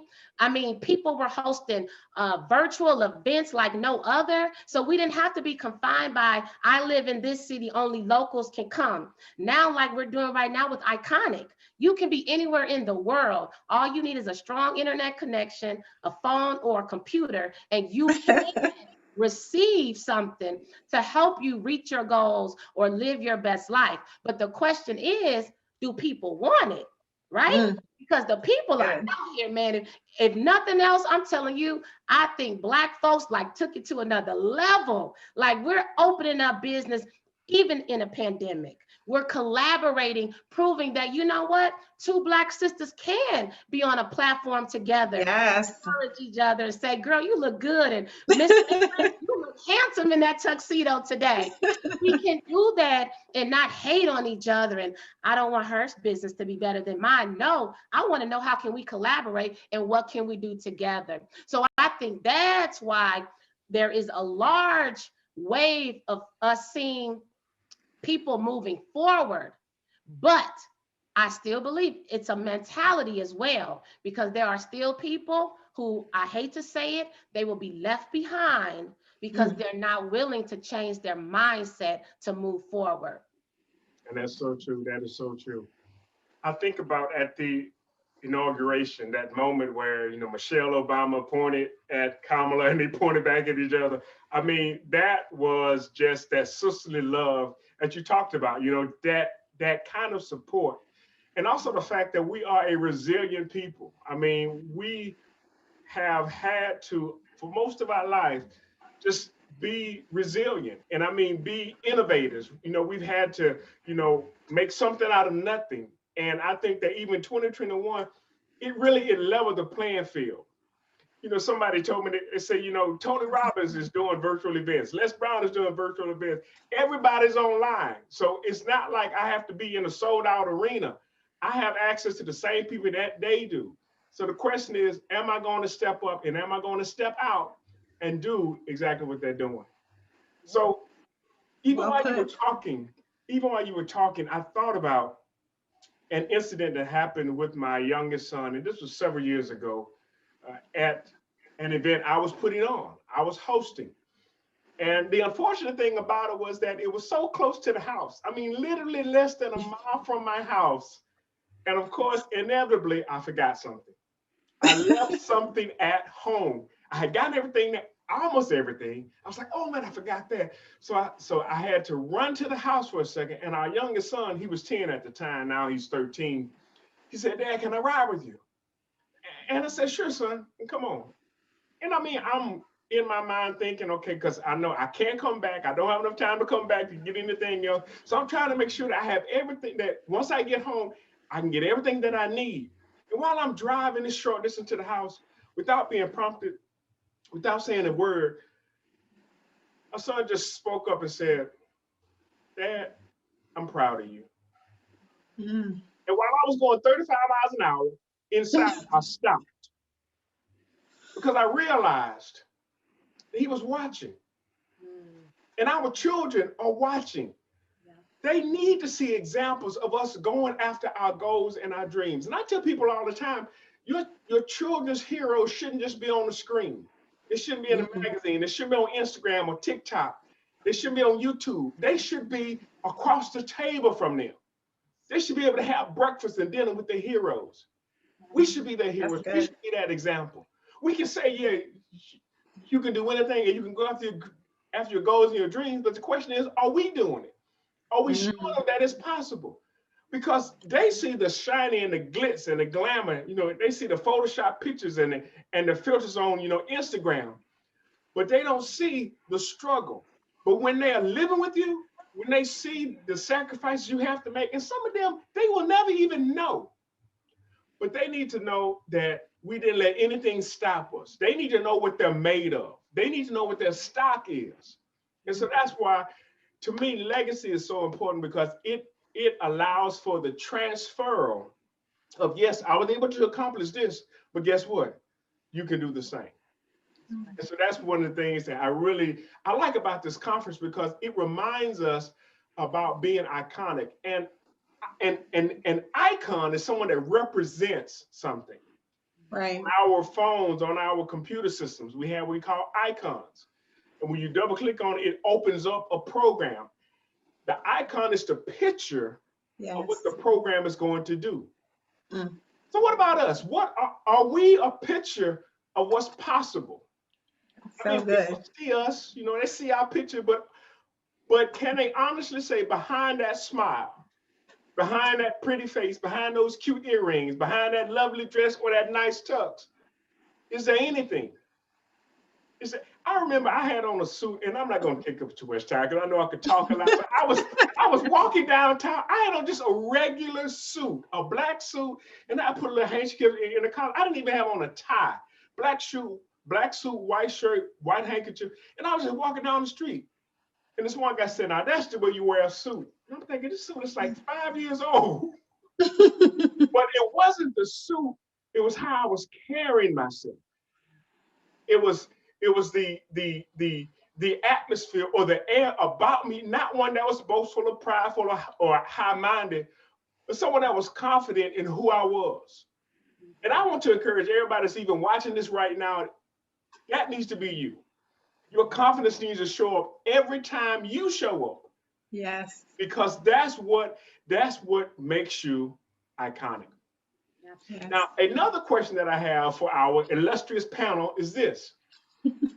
If there was one thing you could change about the Black condition, whether it be economical, social, with finances, anything, if there was one thing you could change, what would that be? I can jump in on that one. Oh, it's only one thing. Well, let's start with just one. um, I will go back to mindset. You know, I feel like I wish we could change our mindset, and this is such a deeply rooted, systematic situation that we as Black people face, because I feel like, you know, going back to slave days, right? You know, it was a mindset being embedded in us then. We were inferior. We had to do what others said. You know, we were confined. And then I believe that even in 2021, you know, as a race, people still feel like we're confined. When we go apply for jobs, sometimes we're going to find the entry level role versus the vice president role, the president role, or the CEO role. Or we feel, you know, the imposter syndrome come in. We have the degrees, you know. Blacks are some of the most educated people. We have the spending power. But why is it that we don't have those things? Why don't we own the homes and the blocks and the neighborhoods and the brick and mortars and the businesses and drive those luxury dream cars and have our kids going to college student loan free because the money was already there? You know, why don't we create generational wealth and generational blessings versus continuously moving forward with generational curses and generational debt? So I just wish that that mindset shift could change, where we can believe, hey, I can have what the next person can have. Right. I can shop at that store.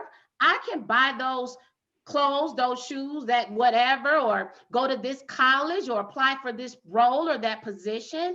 And I think that when we believe we can, and we continue to see people step to the plate and be examples of what is possible, but also be transparent about what it took to get there, the hurdles, the obstacles, what we had to overcome, then I think that that will help with that mindset shift. And I know I can only have one, but I just want to say finances too, right? Because I think that that finances plays a big role, more than we want to realize, in our mindset. Because, you know, if folks are living check to check, well, sometimes it's hard to believe in your possibilities. Or if folks are barely making it, sometimes it is hard to dream bigger. So I would say the mindset and the belief that we can have those things that we desire. Yeah, that's true. So well articulated. So like Tiara said, everything starts in the mind, right? So you conceive something in your mind, soon it becomes a thought, and then afterwards it becomes a pattern, right? And so the mind is a very, very powerful tool. One of the things that I would say I wish would change within the Black community, I would say, is education, how we are taught. How we are taught and the sustainability behind that. So for me, I'm very big on organizational management. That's something that, you know, is a strong suit of mine. And I really believe that how you organize a system, you know, and how you make that system sustainable so that it can be carried out and carried on is so important. And I think a lot of our opportunities are quenched when programs pop up, but they're not sustainable.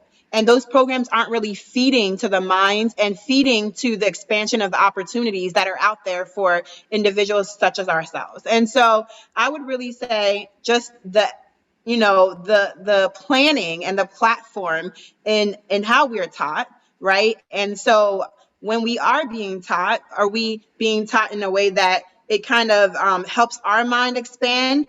Are we being taught in a way that we can see beyond our present circumstance, where we can say, hey, I can go study abroad. Hey, just because, you know, my school is in a certain bureau doesn't mean I can't make it past this bureau, right?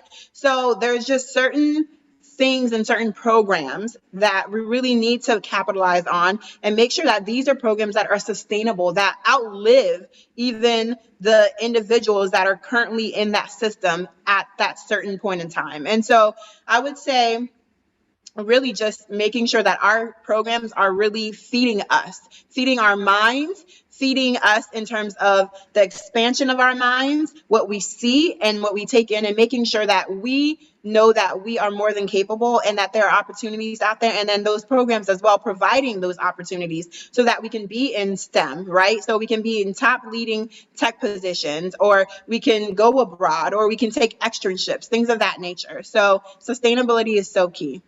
And can I add on, because that was so powerful. And I think that the next level to that is who is creating the programs. That's, Stop yeah, other people to step into that's the good. communities to create these programs that we know our kids, our youth, our families need, but instead waiting on other organizations or other people to step to the plate. And then also, you know, and that's another deeply rooted issue too, even when you think about nonprofits and who gets the funding and things like Yeah, that. But I think that, you know, sometimes, you know, it's about how do we create the change and the life that we desire. exactly. Right, Exactly. right. And that is so, so true. And I guess if I had to answer that question, my answer would be both of your answers. Good answer. I mean, because I know for a fact mindset is so critical. Bishop Jake said that if you're going to come out something, you have to come out head first. Mm, Before you get out of it, you have to see yourself out of it. You have to want to get out, even before you do. I posted this several years ago, and I was really talking about relationships, but this could go for anything. mm. And I said that you'll never understand if you don't want to understand.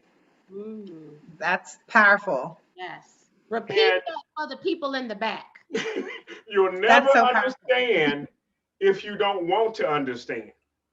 And I So mean, I was powerful. talking about relationships, but I mean, that could even go even with race relations. Yes. You know, because there are a lot of people, well, I don't understand why this or why that. Well, do you want to? Do you? Because if you wanted to understand, you would position yourself so you could. But Wow.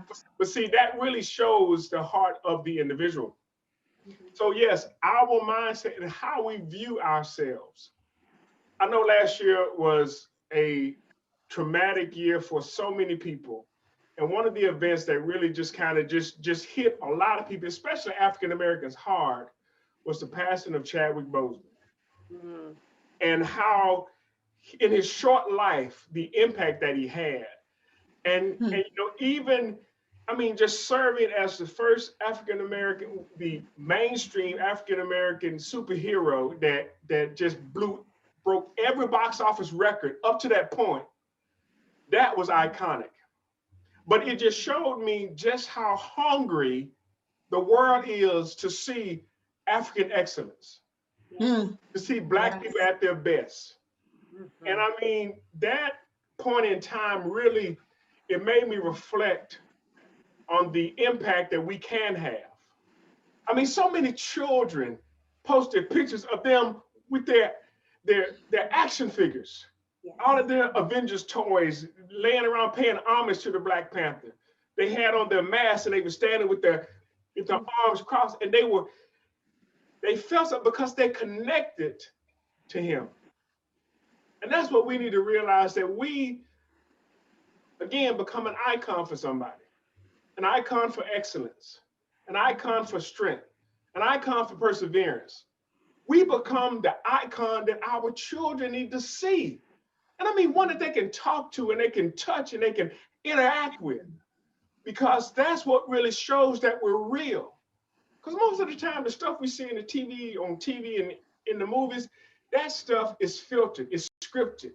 Yes. But when you are living an unscripted life, and yet you're still showing up, come hell or high water, you're still making a difference. That's what shows them this is how you win. Right. This is how you change the world. This is how you make a difference. You get knocked down, but you get back up. It Exactly. reminds me of this this story of this coach. He had just hired a new recruit, and he called the recruit in and he told him to sit down. He says, "Listen, I want you to go out and I want you to recruit some guys, okay?" He said, "Yes, sir. Okay, I get it." The coach said, "There are some guys that get knocked down but to get back up. Said, okay. But then there are some guys that get knocked down and they stay down. Hmm. There's some other guys that get knocked down, they get back up, they get knocked down again, and they stay down.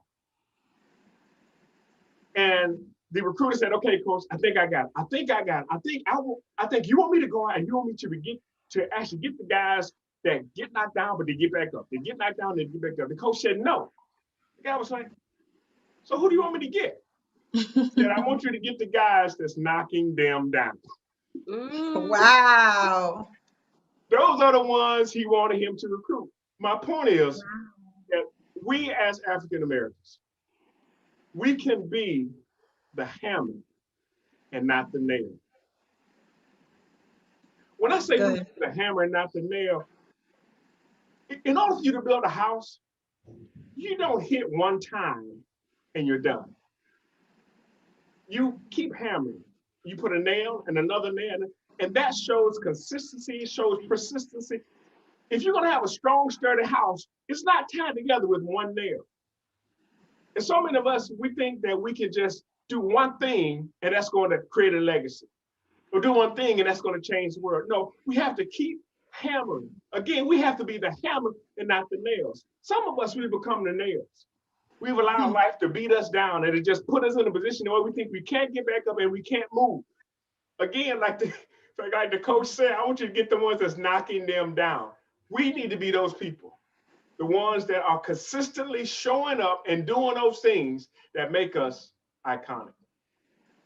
So I do have another question that I wanted to share with you, and that is this. And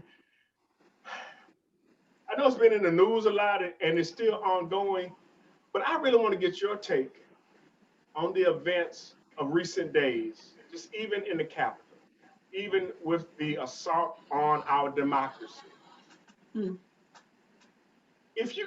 you think that the outcome, and I already know the answer to this before I even ask, but do you think that the outcome would have been the same had there been people of color doing that? Do you think that they would have survived the day? No. Go ahead, Josephine. I'll chime in after. I mean, unfortunately, we all know the answer to that, and the answer is no. I find it unfortunate that, I mean, we literally are still stereotyped just by the color of our skin, right? It's unfortunate that someone can't pass you by and say, oh, look at their heart, or look at his heart, look at her heart. Instead, it's look at his face, look at her face, right? And let me profile that individual. And so it hits home. It hits home because, so I reside in the Washington, D.C. area. And to see such events happen and to see that there are people who still feel like that is justified is honestly sickening. And so the answer to that definitely is no, it would not have been the same result. It still shows me that we have a long way to go. It still shows me that we definitely, we should continue seeking for equality. We should never stop. And it just shows that, you know, we also are a people that, you know, like we said earlier, that this is the time to continue to band together. You know, we shouldn't just relax. We shouldn't just relent. I think we keep showing people that, you know, we are strong. We are overcomers. We are confident.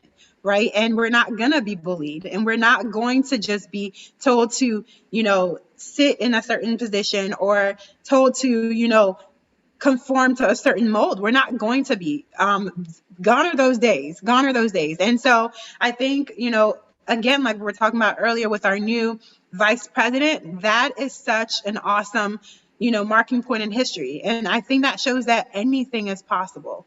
Anything is possible. And so with that, really, we just keep charging forward, and we do not let that moment, you know, embitter us. That moment really taint the progress that we've already, you know, overcome and the progress that we've already achieved. And we just keep charging forward. We keep charging forward, and we keep showing that we're not going to put up with this. And we keep on showing that, you know, we are a strong collective, and that's how we're going to stay. Right. Yeah. Well, I will say that seeing that happen was very, very disappointing and disrespectful, to say the least. Um, I am very passionate about the social justice space and social justice activism. And I will particularly say that I was out protesting and, marching in 2020 and even, beyond that. But in particular, I remember being out there in Dallas when things were really hot, with the George Floyd situation and everything else that was going on in America.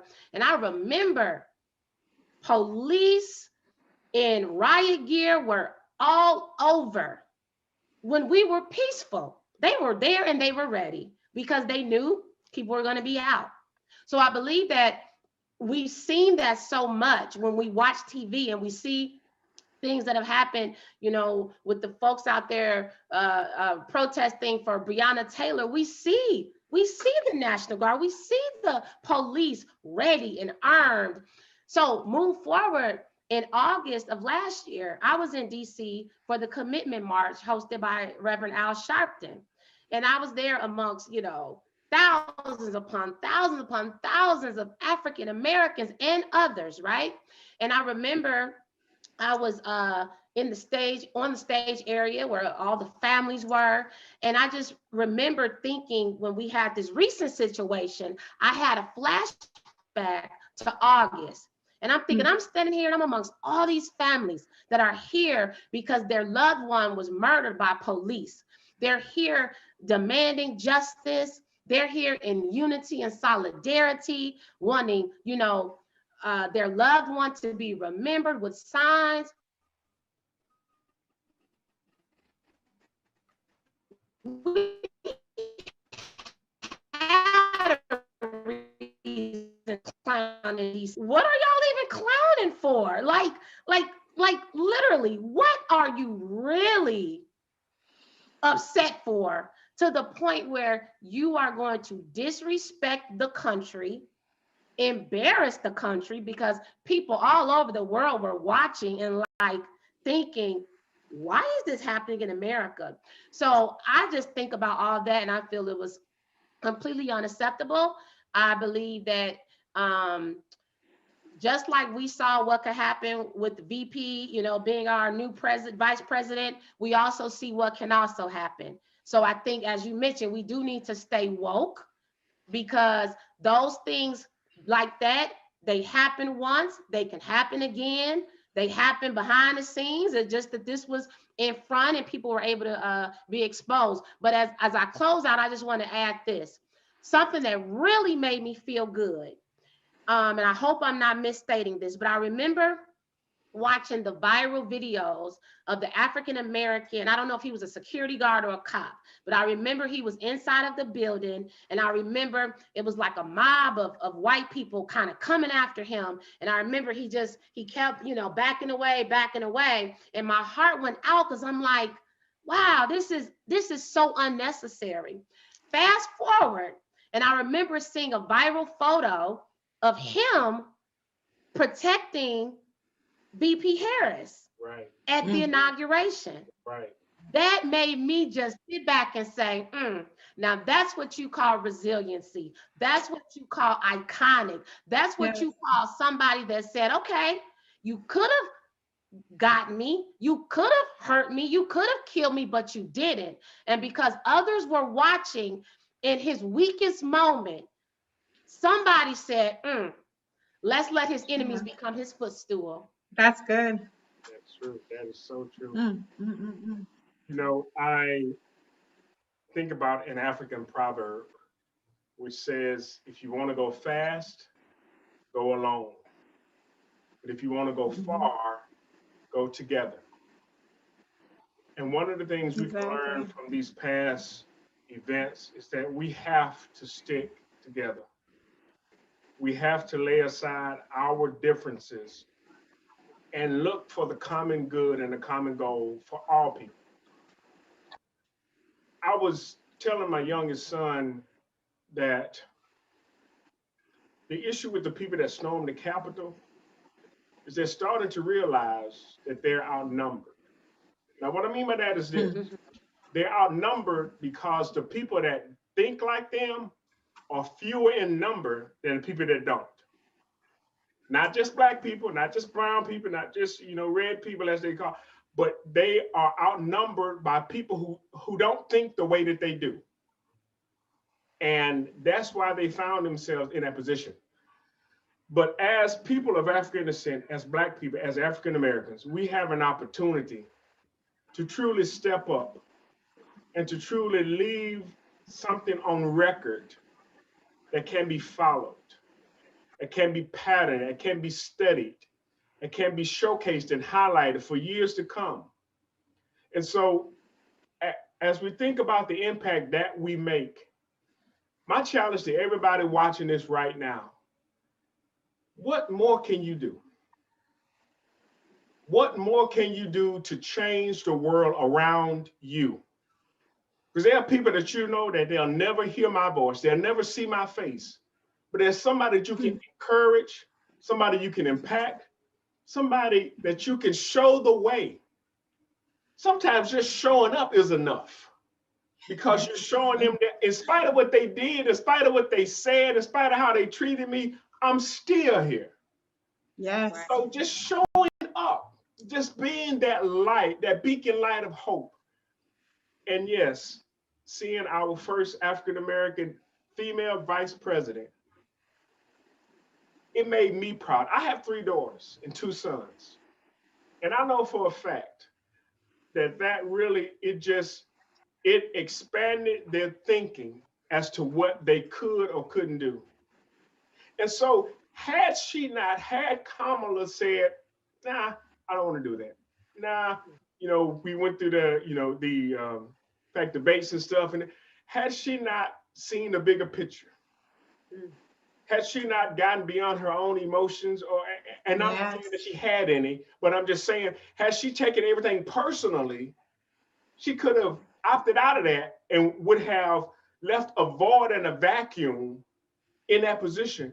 But she was willing to step up. Very true. And I think that's what a lot of us, we need to learn how to do. And I know that there have been moments and there have been times where you've been hurt by individuals, by organizations, by situations.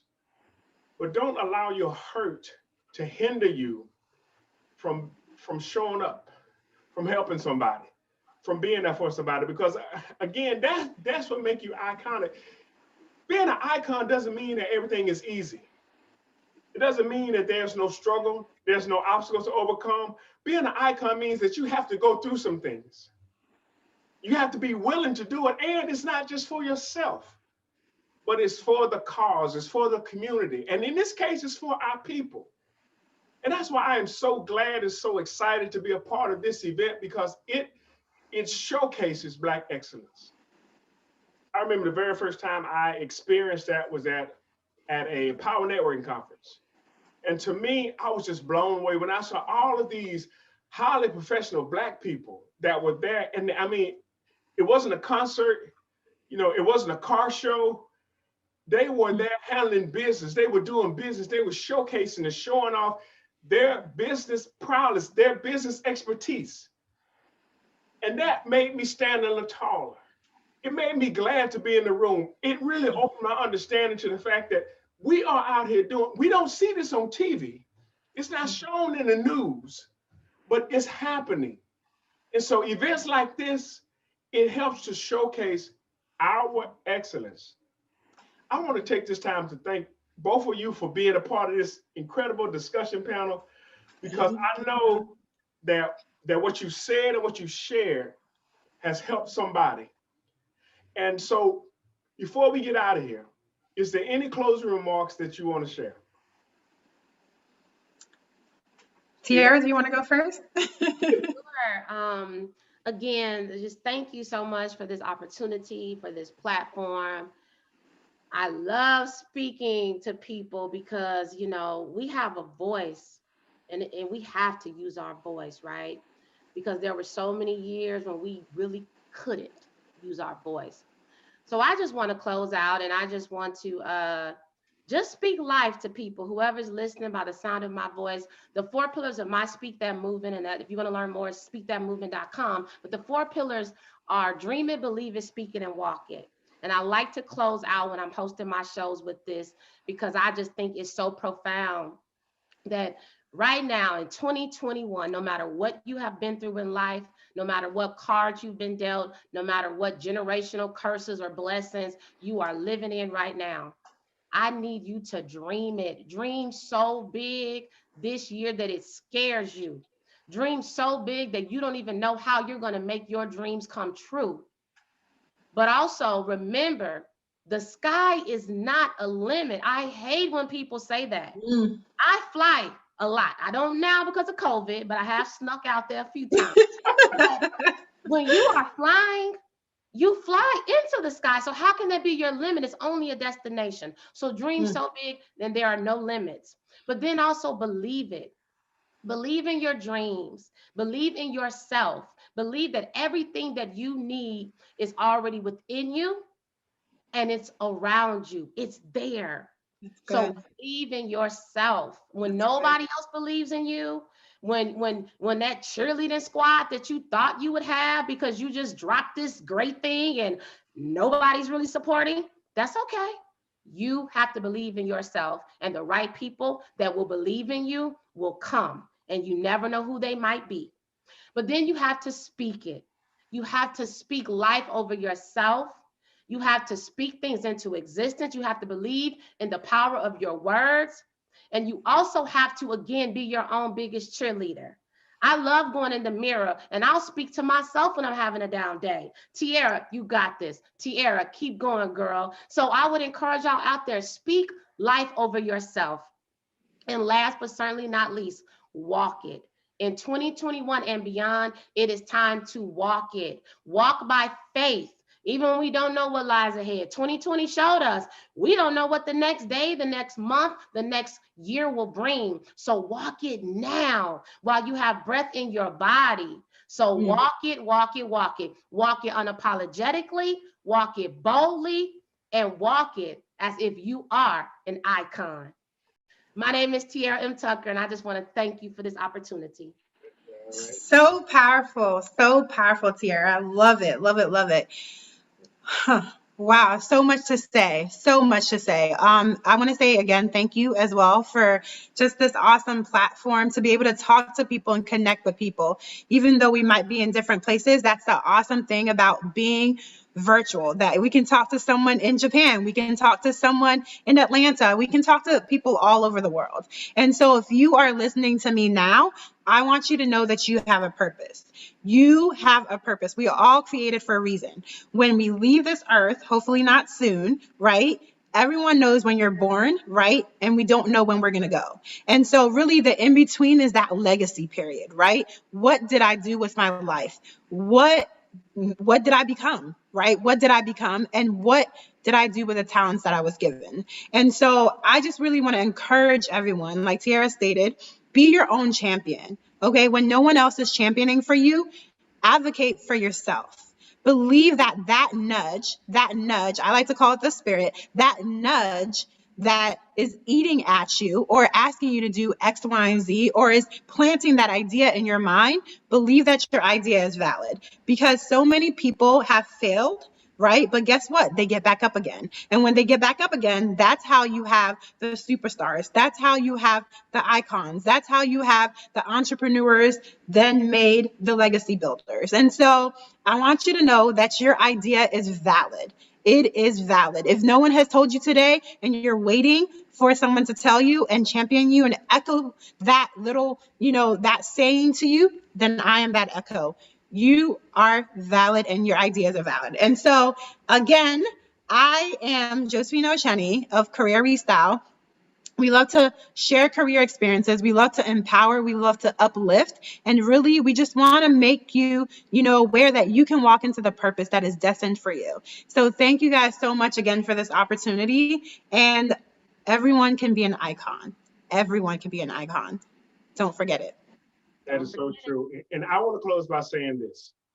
Mark Twain said that the 2 most important days in your life is the day you were born Yes. And you found out why. The two most important days in your life is the day you were born and the day you found out why. And I hope by now that everybody that's watching this, you found out why you've been born. The thing that you were put here to do. The thing that has been just, as she said, eating at you. The thing that has just been burning in your heart. And if you ever look at anybody who's ever become iconic, they took that thing and they ran with it. And I mean, they became known for it. And so you can do the same. There's no difference from you than anybody else. You may have some challenges, you may have some issues that you're dealing with, but that still doesn't stop you from going after your goals and your dreams. Because in doing so, you are going to change the world. Even if it's just changing your world. You become the world to somebody. And you can do just that. So I want to encourage you, don't give up and don't quit in what you're doing. Hey, look, this is Saucony Prince, and I am so excited that I was asked to be the moderator for this particular panel discussion. I want to thank you for tuning in, and I know that you are having an iconic time at the Iconic Summit. Look, we'll talk to you later. Bye. Thank you. Bye-bye. Thank you.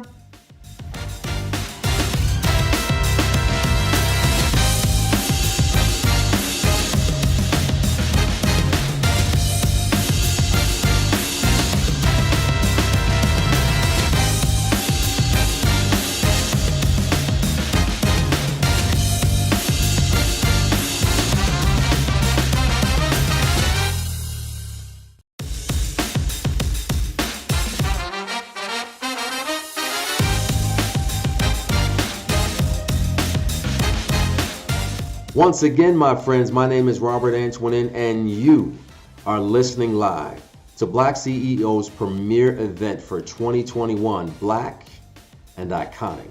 And this is our day 3, and the theme is Black Tie, Black Power, and Black Money. And while I have your attention, I want to shout out all of the kings and queens who are tuning in, who are listening, who are commenting in the feed, who are connecting with the speakers. We celebrate you and we salute you, and I want to assure you that we have so much more in store. As you follow and you listen and you watch the speakers, please make sure that you go over to bizfreegifts.com. That's www.bizfreegifts.com, so that you may take advantage of some of the swag and some of the other information connected to the speakers that we feature. Well, ladies and gentlemen, we're getting ready to start our late morning session, and I assure you that we will continue this amazing lineup of speakers and entrepreneurs just like you, who are going to share their story and share their strategies to help you in your business and with your brand. My name is Robert Antoinin, and I approve this message. Peace.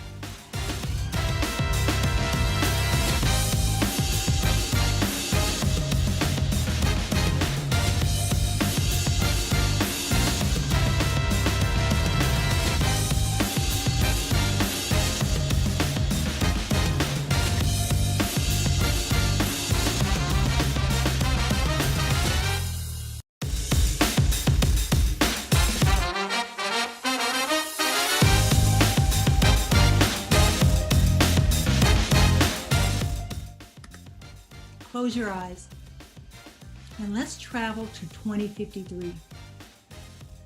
Imagine what your life looks like 2053. How do you envision it? Are you enjoying your retirement? Taking annual family vacations? Your family, imagine your children. What does their lives look like? What opportunities will your grandchildren have? I want you to think about your legacy. Now, imagine checking your bank accounts and the balance is zero. Your retirement accounts, your investment accounts, and the balances are all zero. Imagine your children and grandchildren with zero wealth. Now, open your eyes. This is predicted to be our reality. The median wealth of Black families is predicted to drop to zero by 2053. Now, this is just a prediction, but unless we break this cycle, it will become our reality. Zero wealth by 2053. Now, we talk about generational wealth. We talk about the multiple streams of revenue, investing, entrepreneurship, providing better opportunities for future generations. But what we're not talking about is once we obtain the wealth, how do we secure it? Because by definition, generational wealth is wealth passed down from one generation to the next.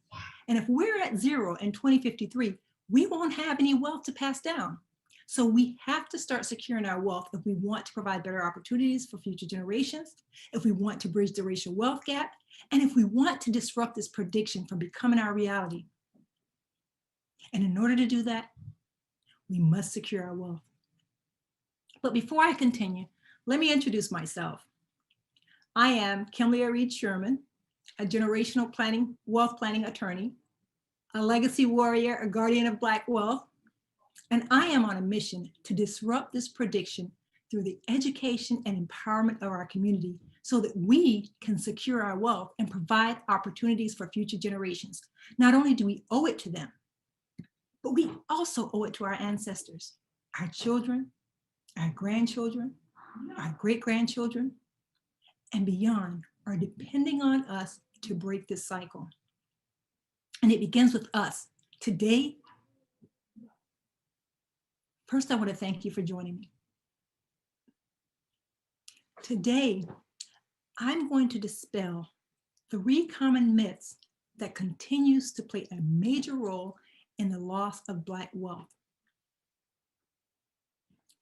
How many of you have said, I don't have an estate, so I don't need an estate plan? What about, I got a will, that's all I need, that's good enough. And the one that I hear the most often, estate planning is too expensive.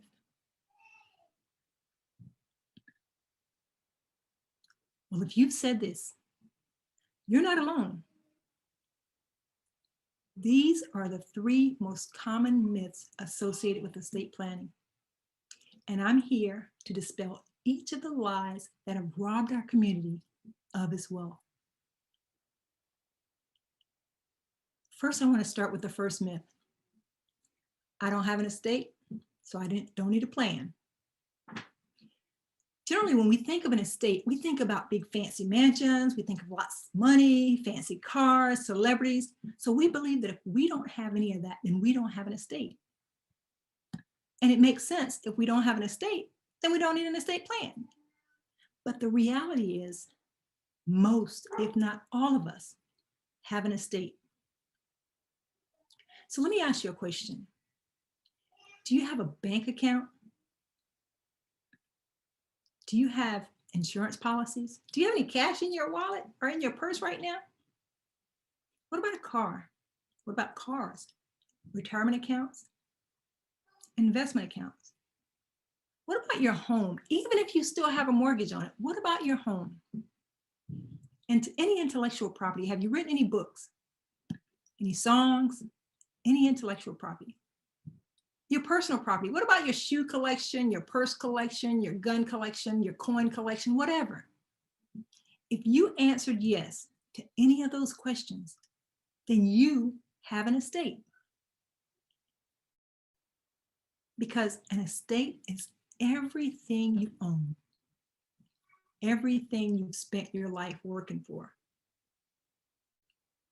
And most of us have at least some, if not all of these things. And you notice I didn't say your bank account with X amount of dollars in the bank. I didn't say your home that's valued at X amount, because regardless of the value, if you have any of these things, you want to protect them in order to transfer it to the next generation. And we're not doing that.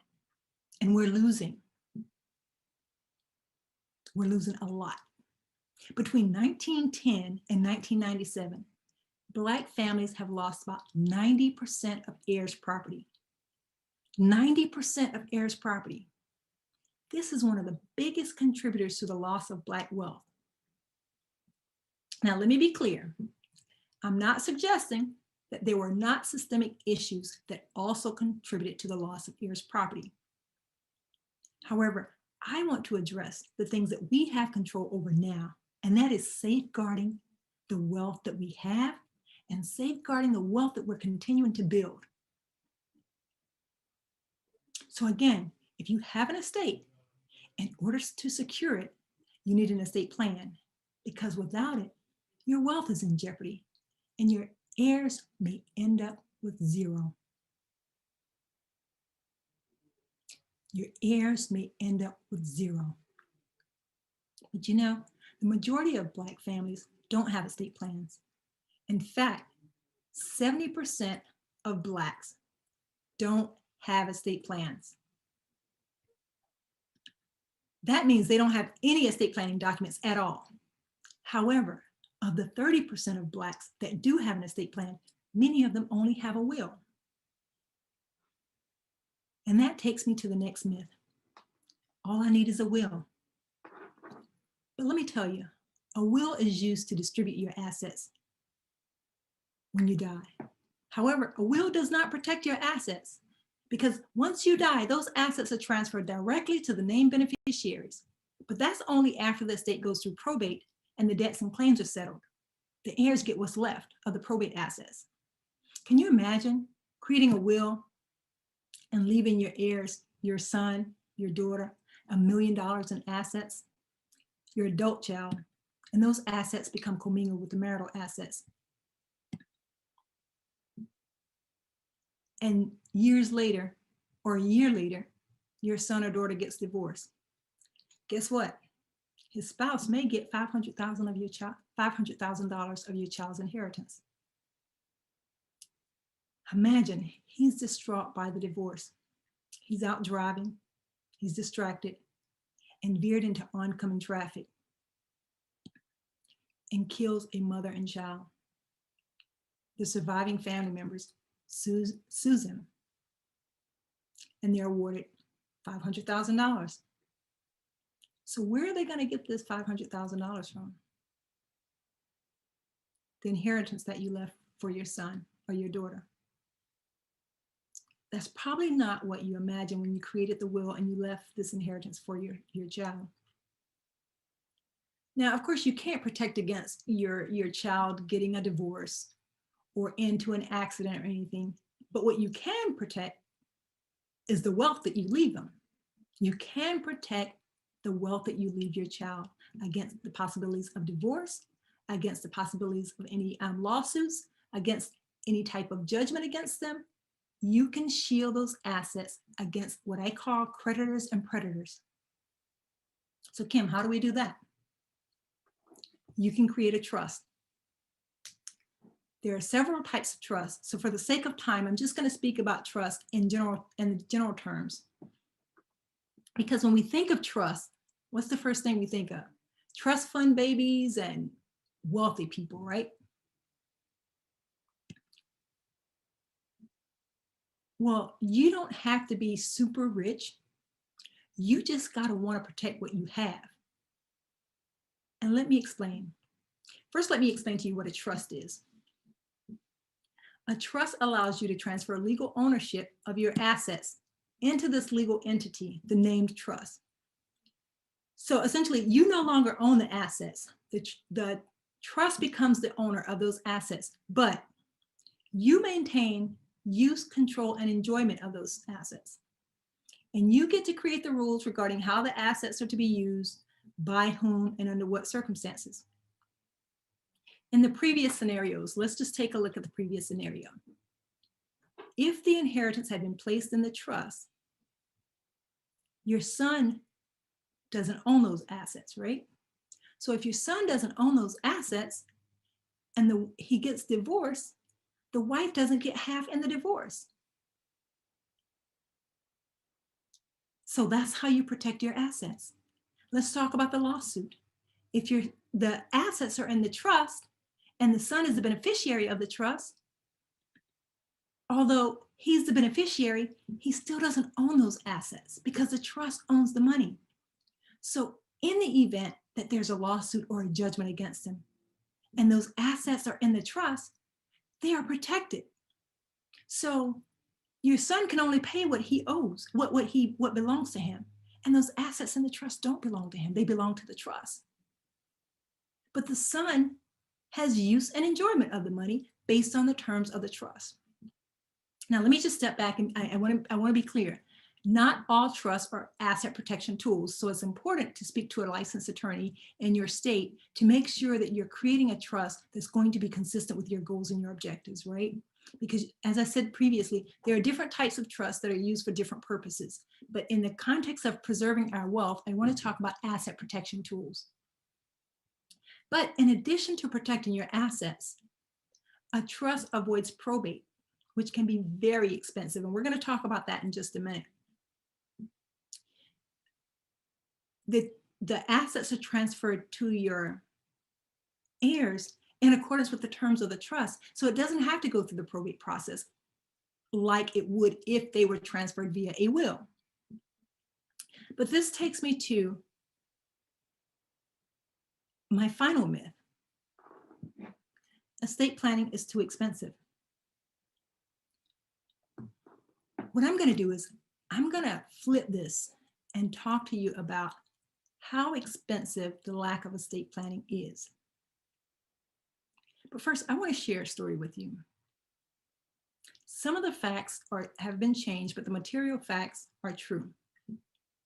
I've changed the name and some of the other facts to protect the individual. In 1982, Louise inherited her grandparents' home. And from the time that she inherited her grandparents' home, she lived in the home. She paid the annual taxes, she paid maintenance, she paid insurance, she paid the utilities, she paid all the fees that were associated with maintaining the home. Approximately 30 years later, Louise forgot to pay the taxes for the home. It was less than $100. As a result, a tax lien was placed against the house, and the house was auctioned off and purchased by a local politician for a fraction of the home's value. I think it was like 1/8 of the value of the home the local politician purchased the home for. And in tax liens, things like that, generally you have about a year to redeem the property. But when Louise went to redeem the property, there was a problem. You see, when Louise inherited her grandparents' home, she just kind of moved in and the home became hers. She didn't go through any type of process. So she just assumed that this is how it worked, right? But because Louise had no proof that she owned the property, because she didn't go through probate to transfer legal ownership, she lost her grandparents' home because of $100. Let me say this again. Louise didn't go through the probate process because she just assumed that, I inherited this home. This is my grandparents' home. They want me to have it. So I'm just going to just move in. She lost her grandparents' home for less than $100. A properly structured estate plan could have prevented that loss. But that's not it. As I said before, Louise's story is very tragic, but unfortunately, her story is not uncommon. These are the types of things that happen every day. In fact, the Department of Agriculture reports that heirs property is the leading cause of Black involuntary land loss. Heirs property makes up more than 1/3 of Southern Black-owned land. That's approximately 3.5 million acres valued at more than $28 billion. We're talking $28 billion. That's a lot of money. That's expensive. And I told you earlier that 70% of Blacks don't have an estate plan. And the 30% that do have an estate plan, many of them have a will. And I also told you that a will is not a tool to protect your assets. So we're talking about $28 billion that's in jeopardy. Billions of dollars in Black-owned land that is in jeopardy because there aren't estate plans to protect them. I get excited when I'm talking about this stuff because this is personal to me. I understand what it's like to lose your family member's home that they worked so hard for. But you know what? Since 1910, African Americans have lost hundreds of billions of dollars in heirs' property they inherited from our ancestors. Between 1910 and 1997, Blacks lost about 90% of their land. And you think estate planning is expensive? No, not having an estate plan is what's expensive. Not having an estate plan is the equivalent of playing Russian roulette with our wealth. Not having an estate plan is the equivalent of playing Russian roulette with our children's future.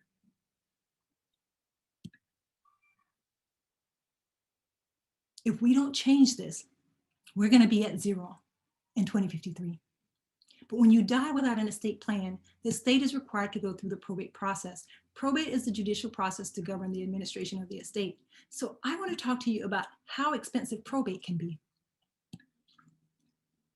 Generally, the fees associated with probate are about 3 to 8% of the value of the estate. For example, an estate valued at $1 million, the probate fees can be as much as $80,000.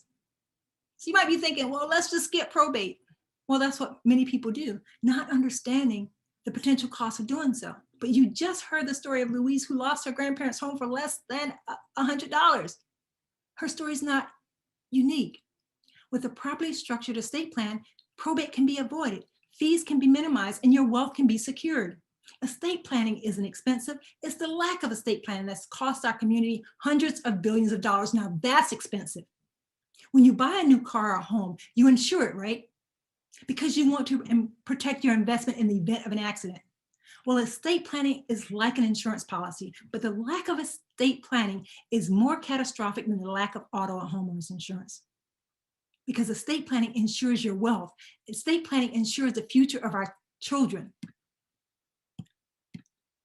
We owe it to our children, we owe it to our ancestors to protect the wealth that we're building. And I encourage each of you to start the process to disrupt this dismal prediction and secure our future. Secure your wealth. If not, this prediction will become our reality. So I'm going to wrap up, but we talked about the prediction that the median Black wealth will drop to zero by 2053. But we know that we can disrupt that by securing our wealth through strategic estate planning. We discussed 3 of the most common myths regarding estate planning. After we identified your estate assets and dispelled the "I don't have an estate" myth, I shared a story that dispelled the belief that a will is the only estate planning document you need. You also discovered that a will doesn't protect your assets, and trusts are not reserved to the 1%. Our babies can be and deserve to be trust fund babies. You create a trust to protect the assets you have. Finally, I addressed the lie that estate planning is too expensive and explained that the lack of estate planning is exponentially more expensive. Now, I know this is a lot of information in a limited time. So for additional information, I invite you to visit bit.ly Iconic Legacy.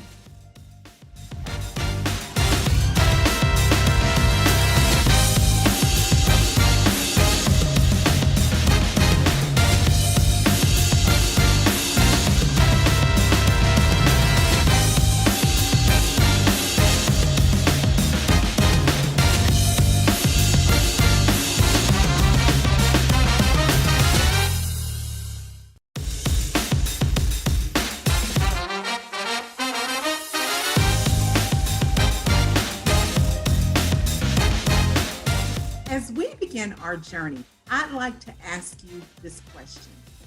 Are you walking in purpose? My name is Dawn Stargell Moore. I am the founder and CEO of More to Life Consultants. And today, we're going to talk about purpose. I'd like to know if you're ready to be iconic.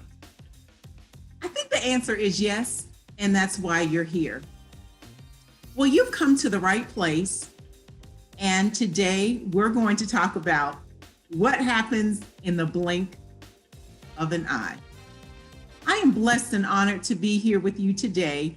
And I would like to thank Trevor and the Iconic team for an amazing opportunity and to be able to share with you.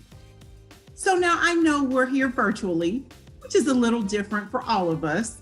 So if I can't see your hands, what I'd like for you to do is just to kind of take a journey with me.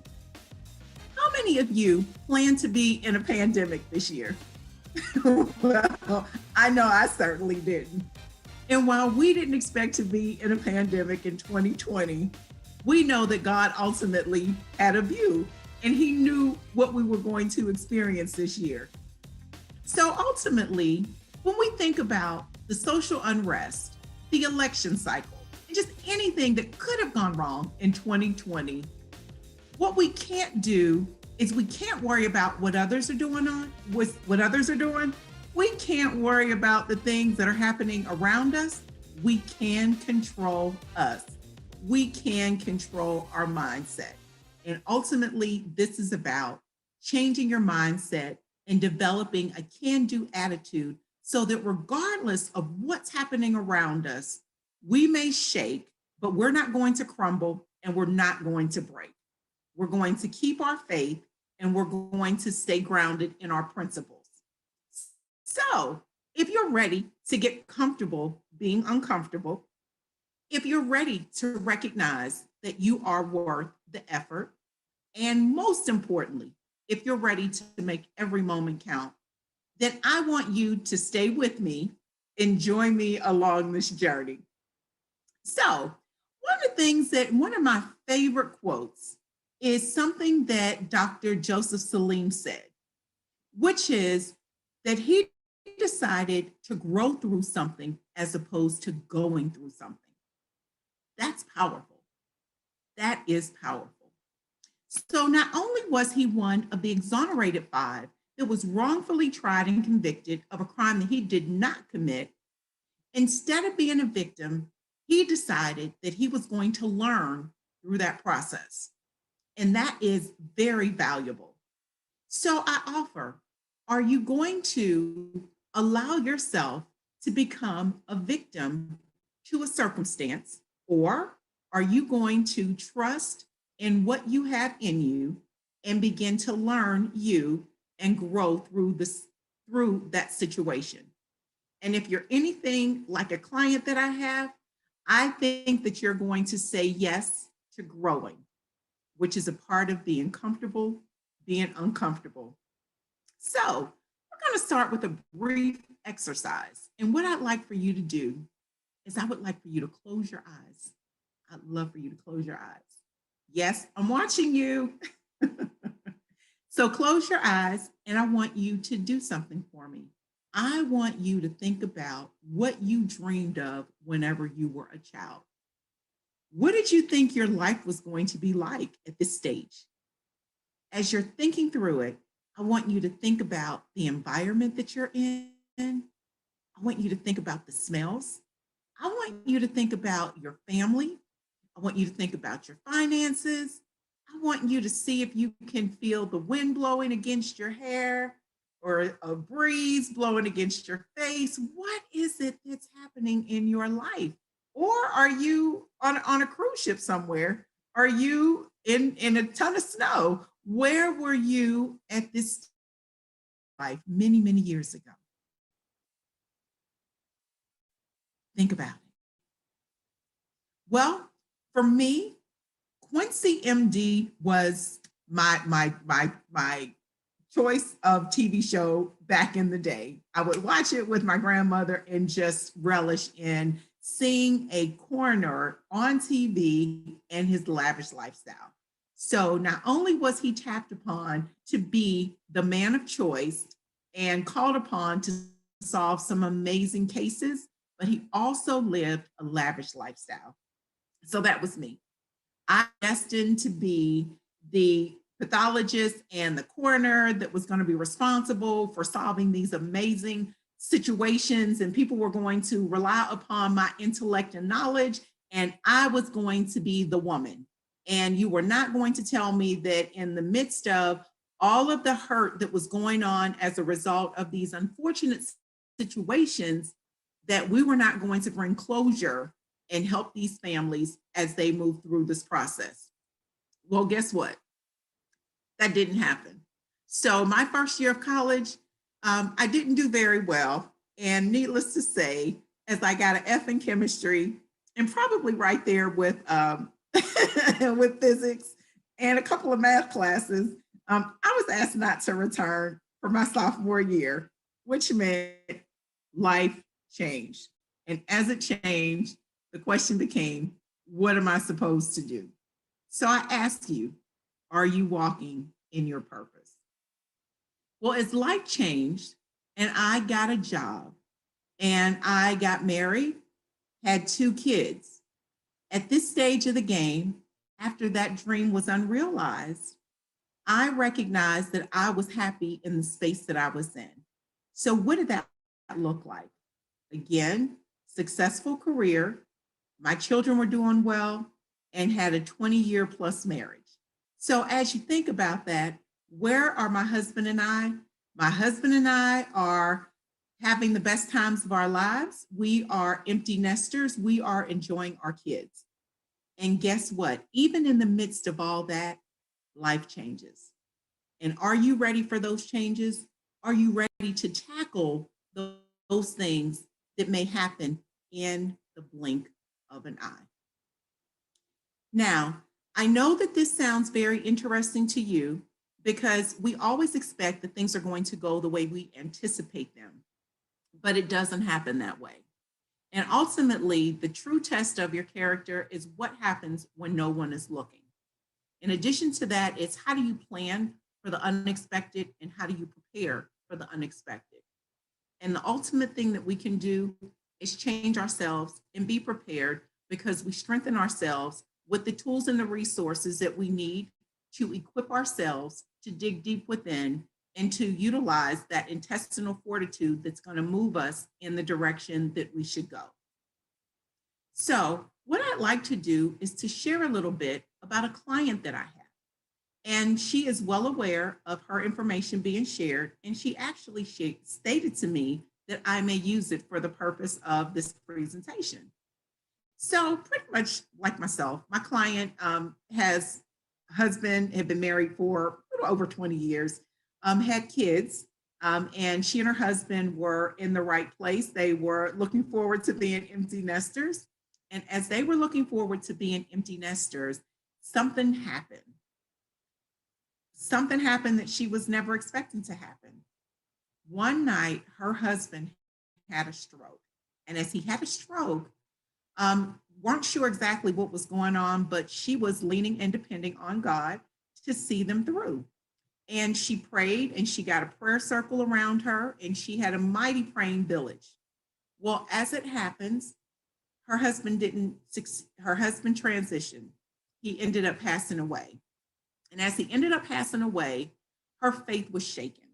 She was shaken, and she ultimately had to look at herself in a different lens. So what did that mean? For someone who was so defined by her role as a wife, her role as a mother, her life had just turned upside down in the blink of an eye. She called me, and as she called me, we had a conversation about what that looked like for her. And ultimately, as she looked at different Bible verses to sustain her and to help her through this moment, there was one in particular that she came across.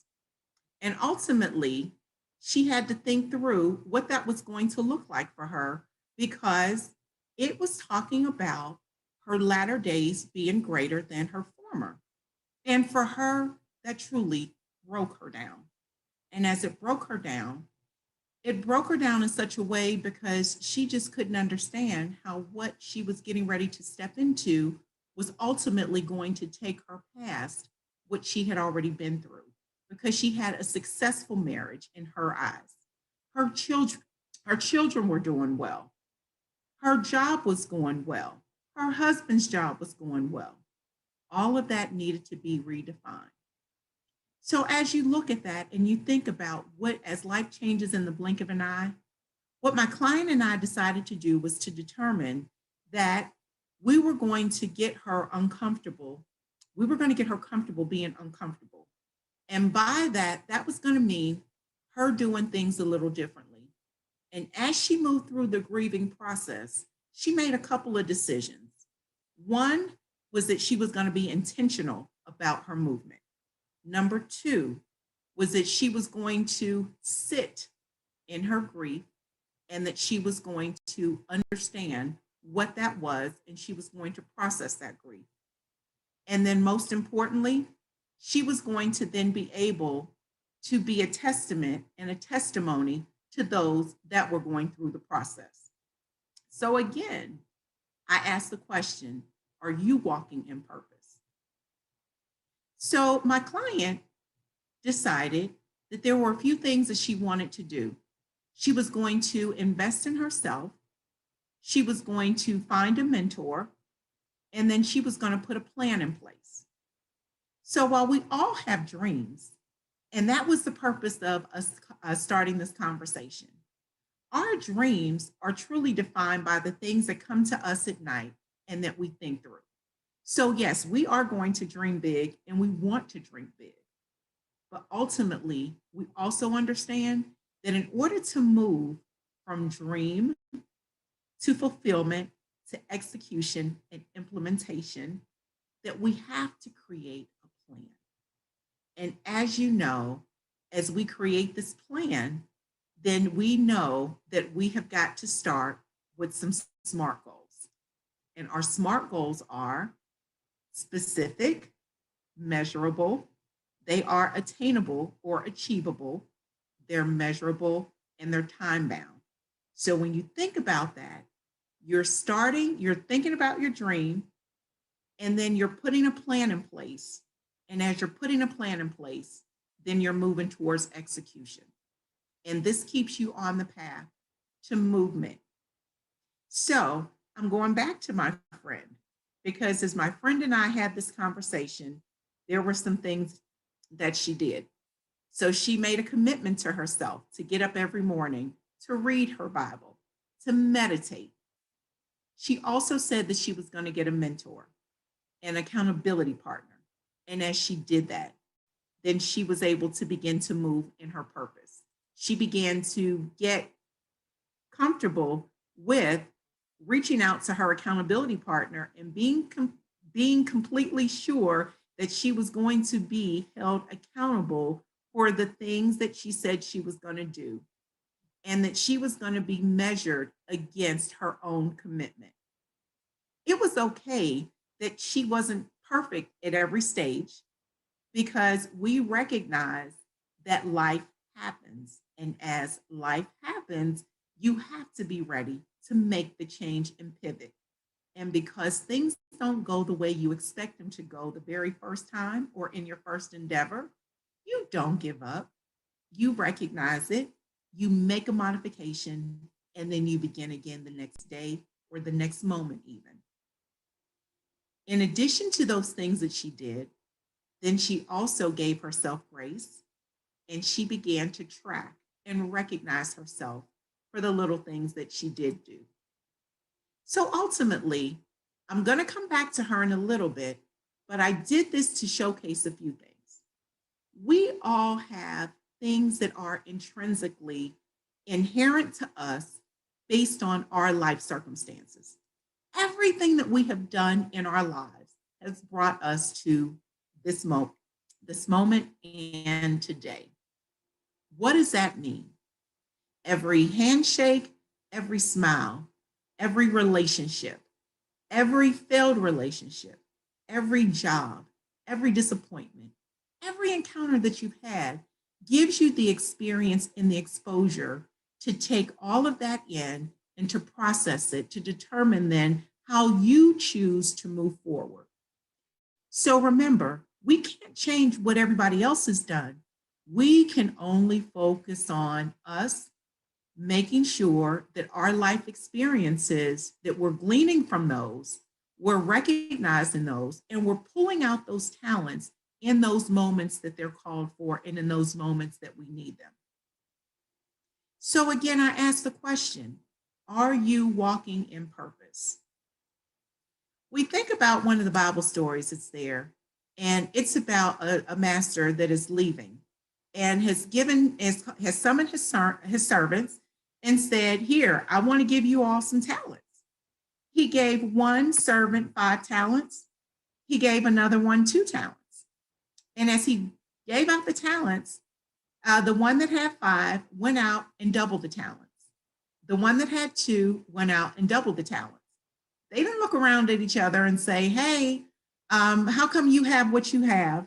Can we swap these talents because yours look better than mine? They didn't do that. They went out, they doubled what was given to them and came back, and the master rewarded them. And as the master rewarded them, he told them that he was giving them more because they had done well with what he had already given them. Now, we can't forget about that one that chose to take that talent and bury it. Not only bury it, but bury it in a barren land. So there was nothing that was ever going to come of it. So I ask again, what are you doing with your purpose? Are you walking in your purpose? We have a finite time to do things in life. At some point, when we get to the end of our journey, we want to make sure that not only have we pleased God in our path, but in addition to that, we want to make sure that we have lived a fruitful and fulfilling life. And if you are not taking advantage of each and every moment that you are given, then we got to go back to that one servant, and we got to reckon ourselves to that servant and understand that we did not do what we were supposed to do with our talents, and therefore we didn't grow. And we remain stagnant, and that's not good.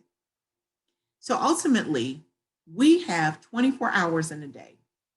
Typically, most of us are working at least 8 hours a day, which means that there is a third of our lives that we are committing to doing something. With that third of our lives that we're committing to, typically with an employer, if you're not happy with that 8 hours that you're spending, that means that that is a third of your life that you are losing each and every day.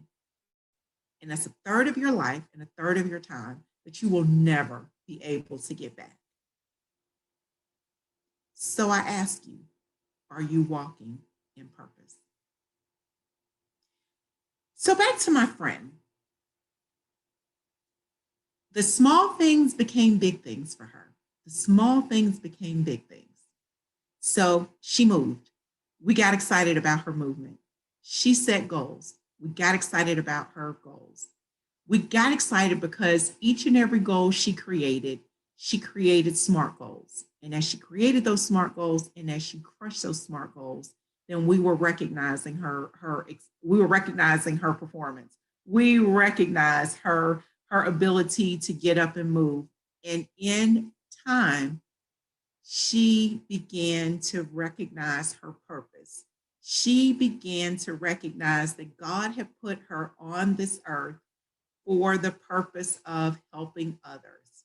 She decided that she was going to invest in her and get the training that she needed so that she could continue to cultivate the purpose that she had within her so that she could share with others. So what are 2 to 3 things that you all would like to accomplish? What are those couple of things that are on your bucket list that you've just kind of put to the wayside? Whenever we talked about where your life would be at the beginning of this conversation, is there a reason that you're not there? Are there things that happen that have impacted your ability to move forward in life because there are blinders there? And if so, let's talk about a couple of things. So we talked about being uncomfortable, being uncomfortable. I can't stress that enough, because with every act that is uncomfortable, that's a growth opportunity. So we got to get comfortable saying yes to things that are going to make us grow. In addition to that, we got to make sure that we're around people that are going to cultivate our goals and our dreams. So when you think about that, what does that mean to you? Two things.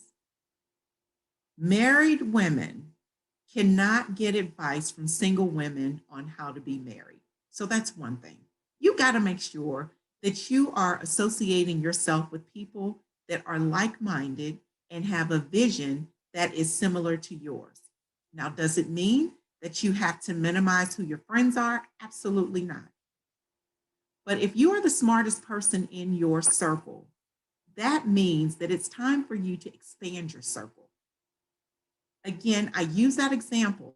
A single woman can't teach a married woman how to be a wife. And as she can't do that, if you're a budding entrepreneur or CEO and you don't have people in your circle that are there, that means that you got to expand that circle so that you are around those that can give you the tips and the tools in order to move in that space. So we got to make sure that we are investing in our relationships. So that means that we got to make those connections and we got to stay true to them. The other thing is that we have to invest in ourselves. And as we think about this, it doesn't always mean that it has to cost a lot of money to invest in you. Think about maybe one less Netflix episode, maybe one less hour on social media. What could you do with those 7 hours? Is that a good book that you could be reading? Is that a couple extra days and then maybe a mile on the track? Maybe it's a workout routine that you have been avoiding. Maybe it's taking a cooking class. Maybe it's something that has always eluded you that is now workable because unfortunately in the pandemic, there are certain things that we can't do anyway.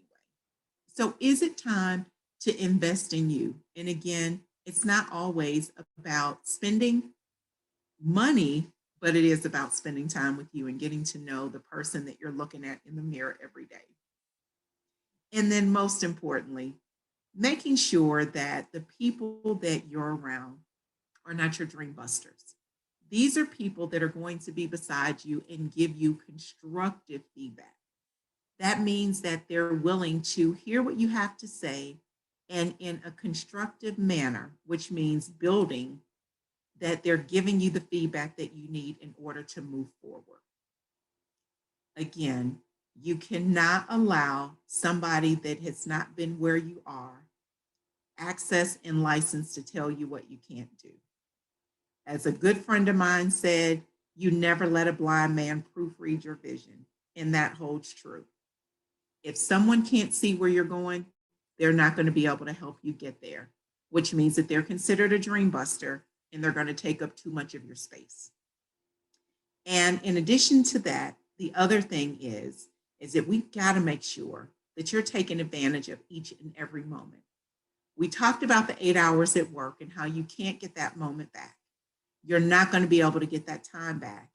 And ultimately, we got to make sure that you understand that you're worth the effort. And it's about making sure that you're making every moment in your day count. So, are you ready to be comfortable being uncomfortable? Are you ready to recognize that you are worth the effort? And most importantly, are you able and ready to make every moment count? If you answer the question, yes, that means that you are ready to walk in your purpose. So now I'm going to give you a little bit more about my client. My client made the hard decisions.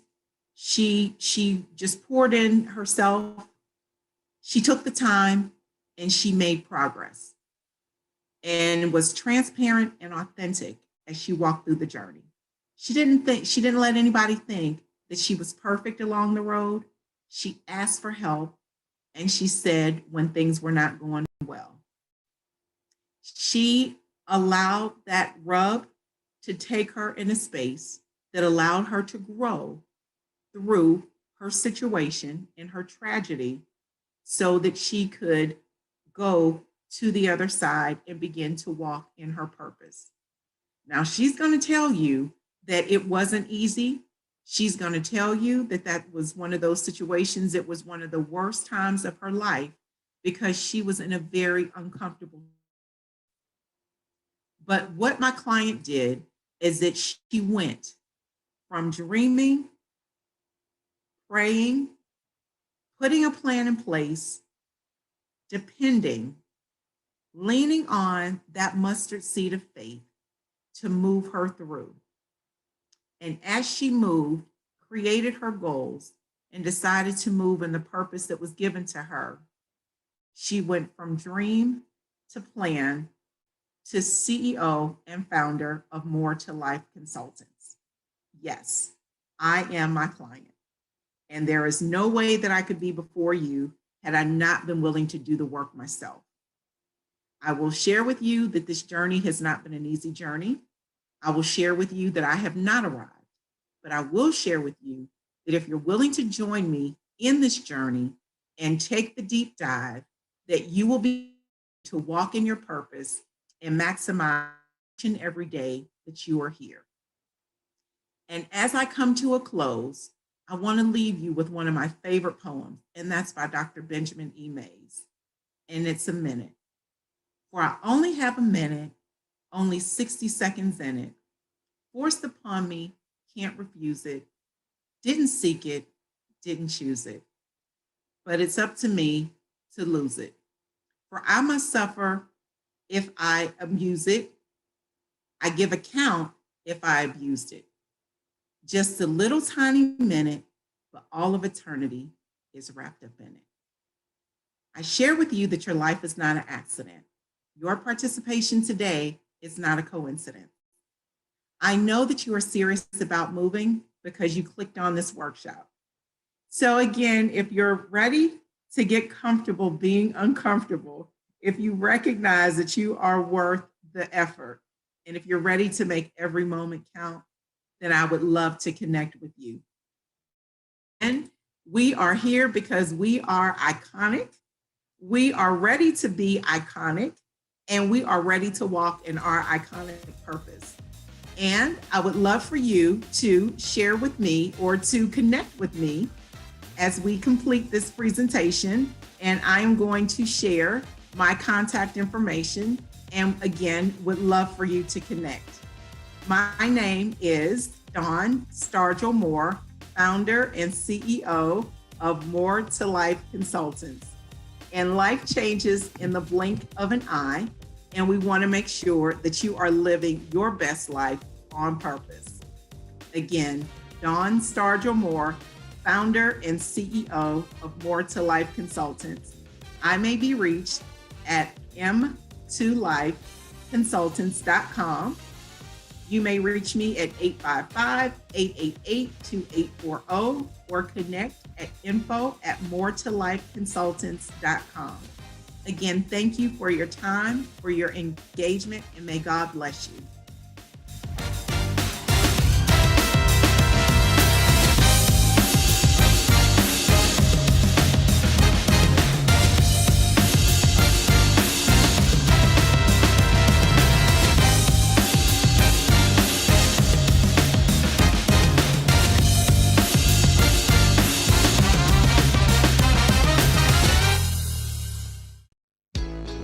It's new.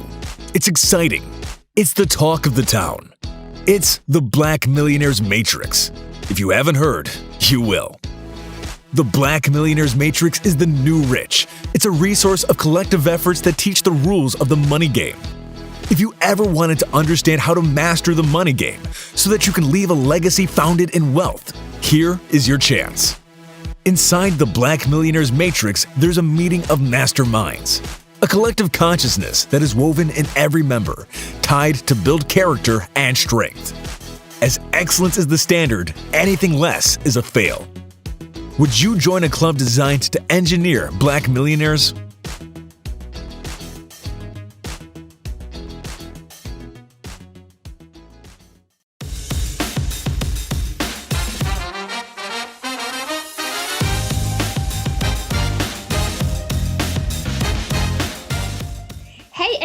and welcome, welcome, welcome to the Black CEO Iconic Conference. You are in for a treat today. My name is Danielle Wright, and I am here to talk to you about the power in your pain and the keys to convert your pain into personal power. The keys to convert your pain into personal power so you can walk boldly in your purpose. So many times we don't realize that what's hanging us up as entrepreneurs, what's holding us back, is not that boss that won't give us the promotion.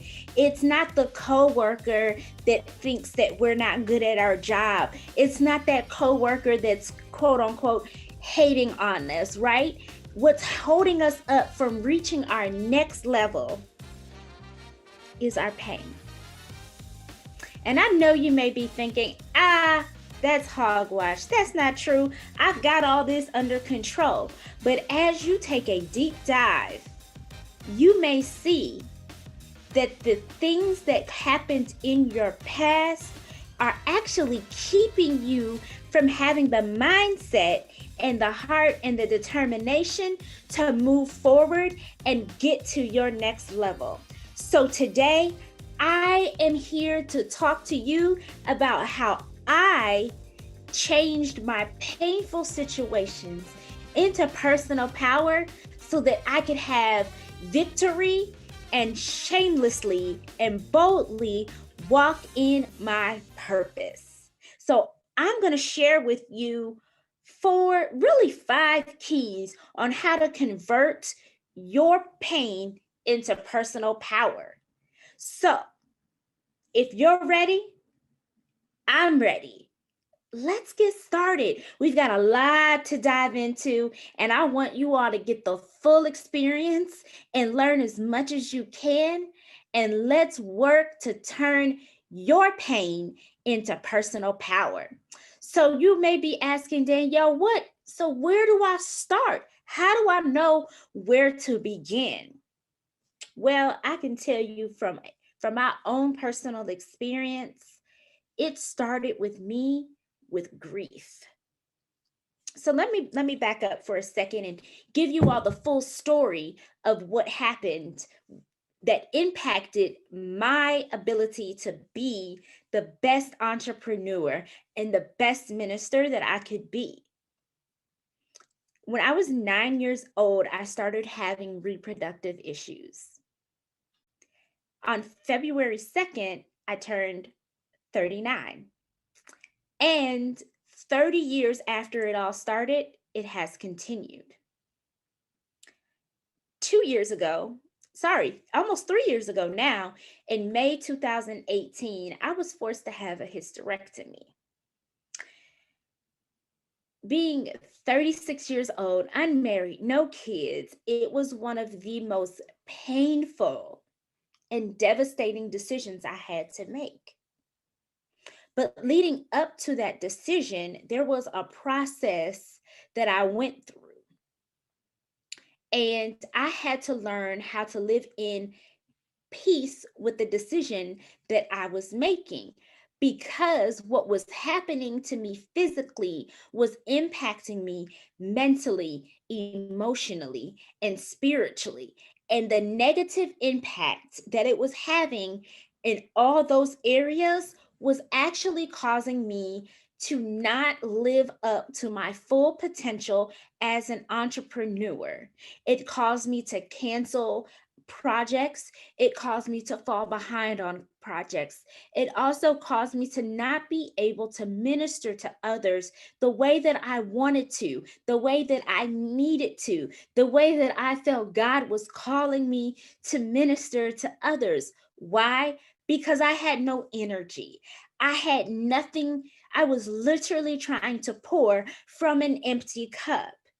And as you know, if your cup isn't full, if your cup isn't running over, you have nothing to pour from. You have nothing to give to others unless you yourself are full and running over. So I had to get to the point where my cup was filled up to the brim and, in fact, running over. And it was a hard, long, and painful process. You know how sometimes when something starts to heal, it actually hurts a little more, right? And sometimes as you go through that healing process, the scab may come off and that wound gets exposed. But as the air gets to it, it actually begins to heal a little better. It's the same thing, that same process, that same feeling happens to you internally with your emotions, with your mental, with your heart and your head being connected.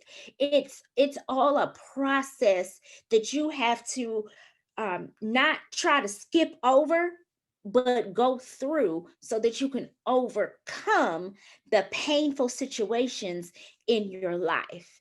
And I want to encourage you that you cannot skip any part of the process, right? Because then you're going to grow up and have developmental issues. And that's not what you want. So in order to convert your pain into personal power, baby, you got to go through the process of healing. You have to go through that conversion process. And sometimes it's going to cause a little bit more pain. But I think that where we all start when it comes to dealing with our pain is with grief. And so as I was going through the grief process, I want to review this with you all so you all are abundantly clear on what grief looks like. Now, we all go through the grief process. The first stage is denial. It's the unrelenting feeling that what you're going through is not actually happening, that what you're dealing with is some sort of farce. It's some sort of fantasy that one day you're going to wake up and the situation is going to be gone. You don't believe that the things that are happening to you are actually happening to you. The second thing is, once you realize it's happening and it is real, you become angry. And that's okay. I want you to be angry. I want you to be upset. But I also want you to realize that in your anger and in your disappointment, you need to find a safe place to express your anger and express the way you feel and speak what's on your mind. The third step of the grief process is bargaining. And I call this let's make a deal. I did this a lot when I was dealing with the decision to have a hysterectomy and stop going through the processes of a surgery for this and a surgery for that, and having a mass growing on the outside of my uterus. Well, and not even on the outside, it was actually embedded in between the walls of my uterus, and it was inoperable. The only way to get rid of it was to have a hysterectomy. And so I thought I could make a deal with God. Let's make a deal, God. If you do this for me, if you heal this, if you make this mass disappear, then I'm going to do this. Let's trade off this experience so I can have that experience over there. So you begin to bargain. You begin to say, if I could only do this, then this would happen. And then you move from bargaining. And when you realize you can't bargain, you can't trade anything off, the depression sets in. You have this overwhelming sense of sadness that you seem doomed. You feel doomed. You feel like there's no hope. And you have to understand sometimes that it's okay to not be okay. And it's okay in your depression not to stay in your depression, but to get the help that you need to get up out of it. It's okay to not be okay. And it's okay to get the help that you need. The final step and the fifth step of the stages of grief is acceptance.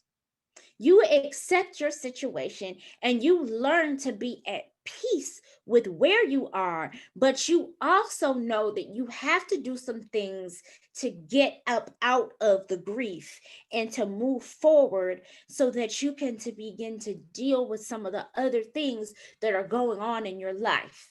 You understand that the situation is what it is right now, but you also believe deep down inside that it's not to say that that situation is going to always be that way.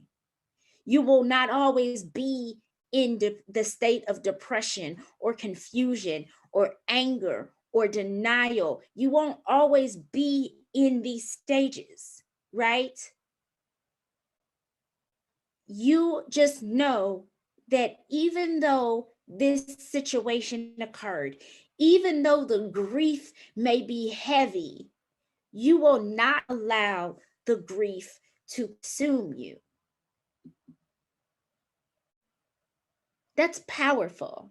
It's powerful when you can begin to visualize and understand that your grief has stages. There's a process to it. There's also a process to coming up out of it. And it's not to say that you won't be in grief later, because let me tell you, it will return.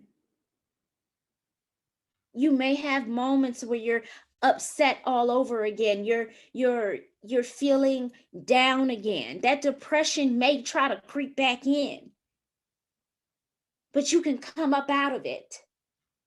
You can rise up from the ashes of your grief and begin to operate in power. And we're going to get to how to convert your pain into power after you go through the grief process. But it's hard to make that conversion. And I would dare say it's almost impossible until you go through the process of grief. And the reason is, like I said before, you cannot skip any step in this process. Once I went through the grief process, once I understood that I needed a hysterectomy, not because I didn't want to have kids, not because, it was the only thing that the doctors could do, right? I was on several treatments. I was dealing with several situations that I felt maybe I could take a little more time. But it wasn't until 2 instances occurred and I hit that acceptance stage. The acceptance stage started when I was at my parents' house. We had just finished eating dinner. I had gotten up to go back into the kitchen and get something to drink, and I fell. Like, I just collapsed because I had the most intense pain through my body. And I had started to bleed again because I was passing a clot. And the clots were typically about the size of the palm of my hand or a little smaller. The pain would be so intense that it would wipe me out. The second incident that occurred was I was actually in church, and I remember being at the altar because it was after the incident at my parents' house. And I just knew I needed something. I kept going to Jesus and touching the hem of his garment and asking for healing, asking for deliverance from this situation, from the circumstances, from the things that I was experiencing physically that were impacting me mentally and emotionally and spiritually. And all I wanted was to touch the hem of Jesus's garment. I was that lady with the issue of blood. And so many times I was in my prayer closet, I was with family, I was with friends, and I was speaking what was going on. I was going to my safe places and telling them what was happening with me. And all I could think was, I just need a little more Jesus. I just need to touch the hem of his garment. And I talk about this very deeply in the book that I wrote, which is called Power in My Pain. but that situation at church where I went literally from praising God and asking for my healing to ending up in a wheelchair.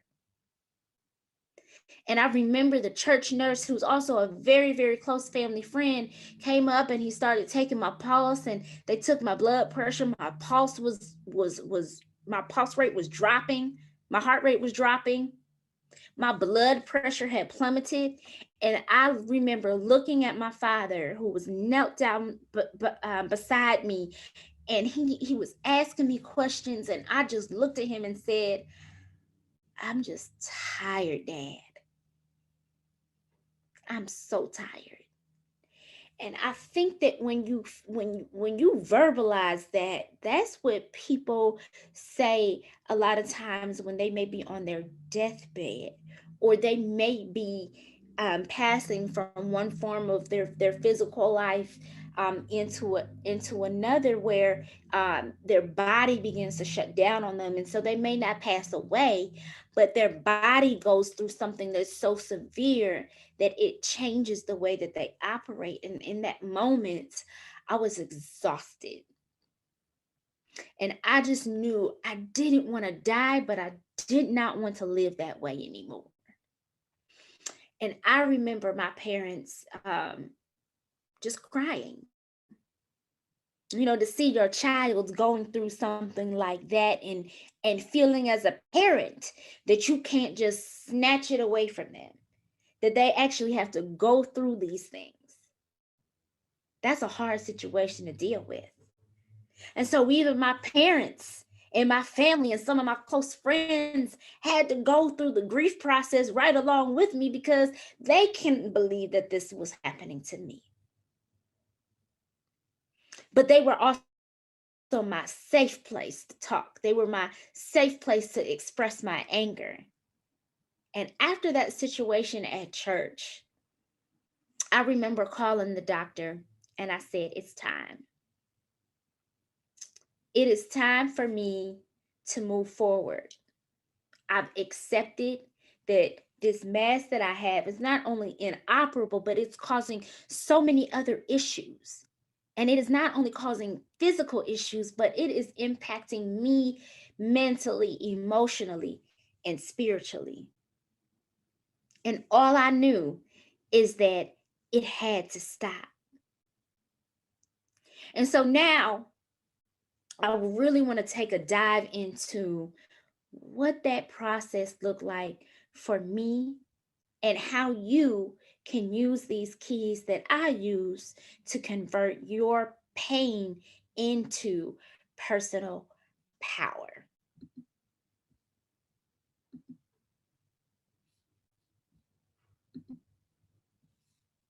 So we already talked about the stages of grief as the beginning of that conversion process.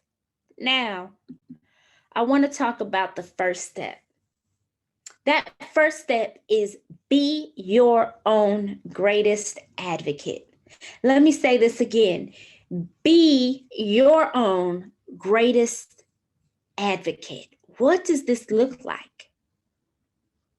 How can you advocate for yourself? What if it's not physical pain?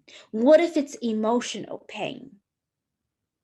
No matter what your pain is or how it is manifesting in your life, I want you to know there is a place of help, and you've got to advocate for yourself to get the help that you need.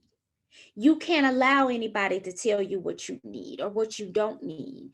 Do your research. Find that therapist. If it's physical, find the specialist. They got specialists for nearly every type of physical ailment you can think of, be it tooth pain, eye pain, heart pain, back pain, foot pain. If it's emotional and mental, you have counselors. If it's pain from family situation, you have family therapists that you can seek. The help is there.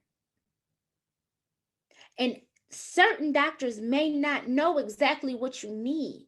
And so it is on you to take your healing, to take your pain into your own hands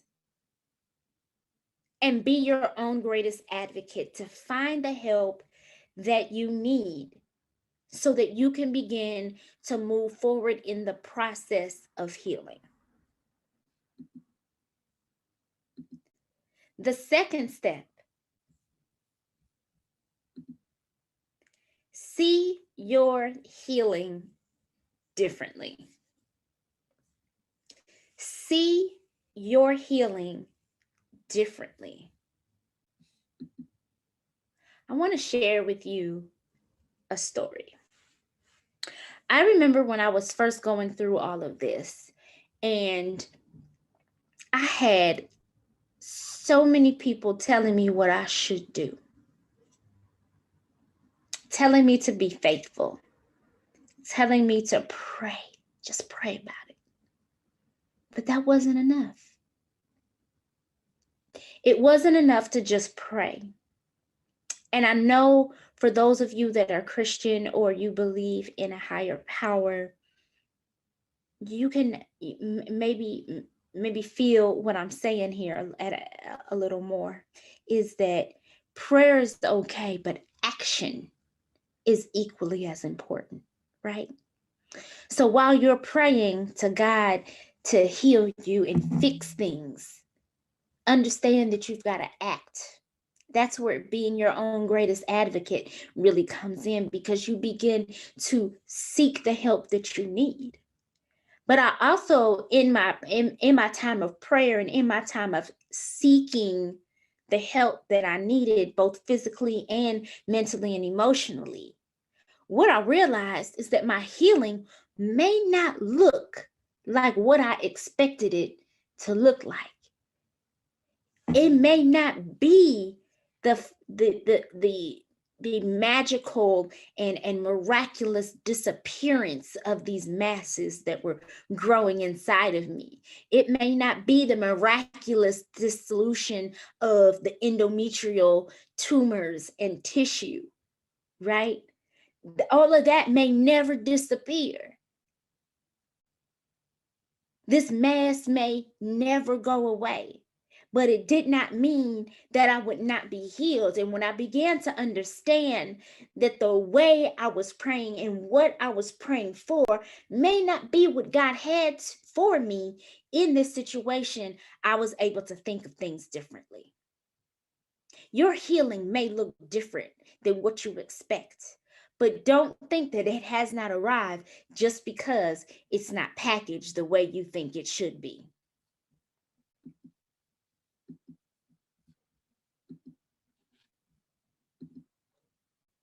The third step, admit you want to give up sometimes. Y'all see the picture here? You're at the end of your rope. You can't wait to throw in the towel. It's too much for too long, and you can't take the pain anymore. Find your safe space, that therapist, that close friend, one of your relatives, your brother, your sister, your mother, your father, and admit to them you want to give up sometimes, that you do feel it's too much than you can bear. Because the truth is, it is too much for you to bear on your own. But God said He's never going to put more on you than you can bear, but it's with Him. What you can bear is unlimited when you are putting it on Jesus. You're putting it in the hands of God, right? That's when it's never too much for you to bear. But I had to admit, hey, I'm tired. I don't want to do this anymore. Y'all got to fix this. You need to come find a way to get this done because I'm tired. Admit that sometimes you want to give up.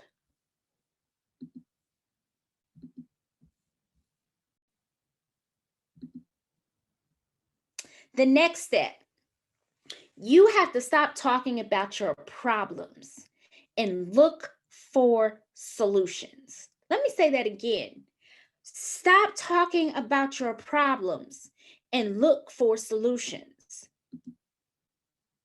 The importance of this is a mindset shift. You're shifting from always thinking about all the things that are going wrong, all the things that happened with your pain, and you're looking for ways to heal that pain. You're looking for solutions that are going to take you from being deep in that pain to being high in your healing. That may be journaling. It may be regular therapy. It may be understanding that you may need to switch your medication. It may mean switching your diet. But when you focus in on the problem, you lose sight. You have blinders on to what solutions can actually be. And so if you're trying to get to the next level in your business, if you're trying to get to the next level in your career, if you're trying to move from being an employee to the CEO, from teacher to principal to superintendent, whatever moves you're trying to make in your career, in your profession, or as an entrepreneur, understand that you have to be solution-based and not problem thinking. Because we can't create healing. We can't create that next level in our lives when we are stuck in a problem position. You have to move to begin thinking about solutions and how you can change that negative mindset into a power mindset, into a positivity mindset.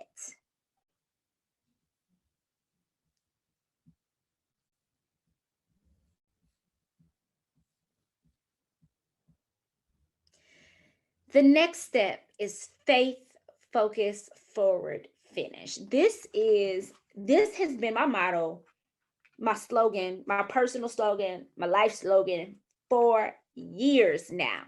I use this as a hashtag. It is a constant reminder for me to learn the way I need to convert more of what I'm doing from pain to power, from problem to solution. Faith, focus, forward, finish. Let me say it again. Faith, focus, forward, finish. Have faith in God to work his will and guide you down the path that you need to go in your life. Have faith that God's plans are greater, his promises are pure, and he will never, ever fail or forsake you. Have faith. The next thing is to focus. Focus on the positives. Focus on the solutions. Focus on the fact that as long as you are breathing, there is an opportunity to take the pain in your life and make something happen with it. There's the opportunity to convert your painful situations into power because you're focused not on problems, but on solutions. I'm going to keep going back to that.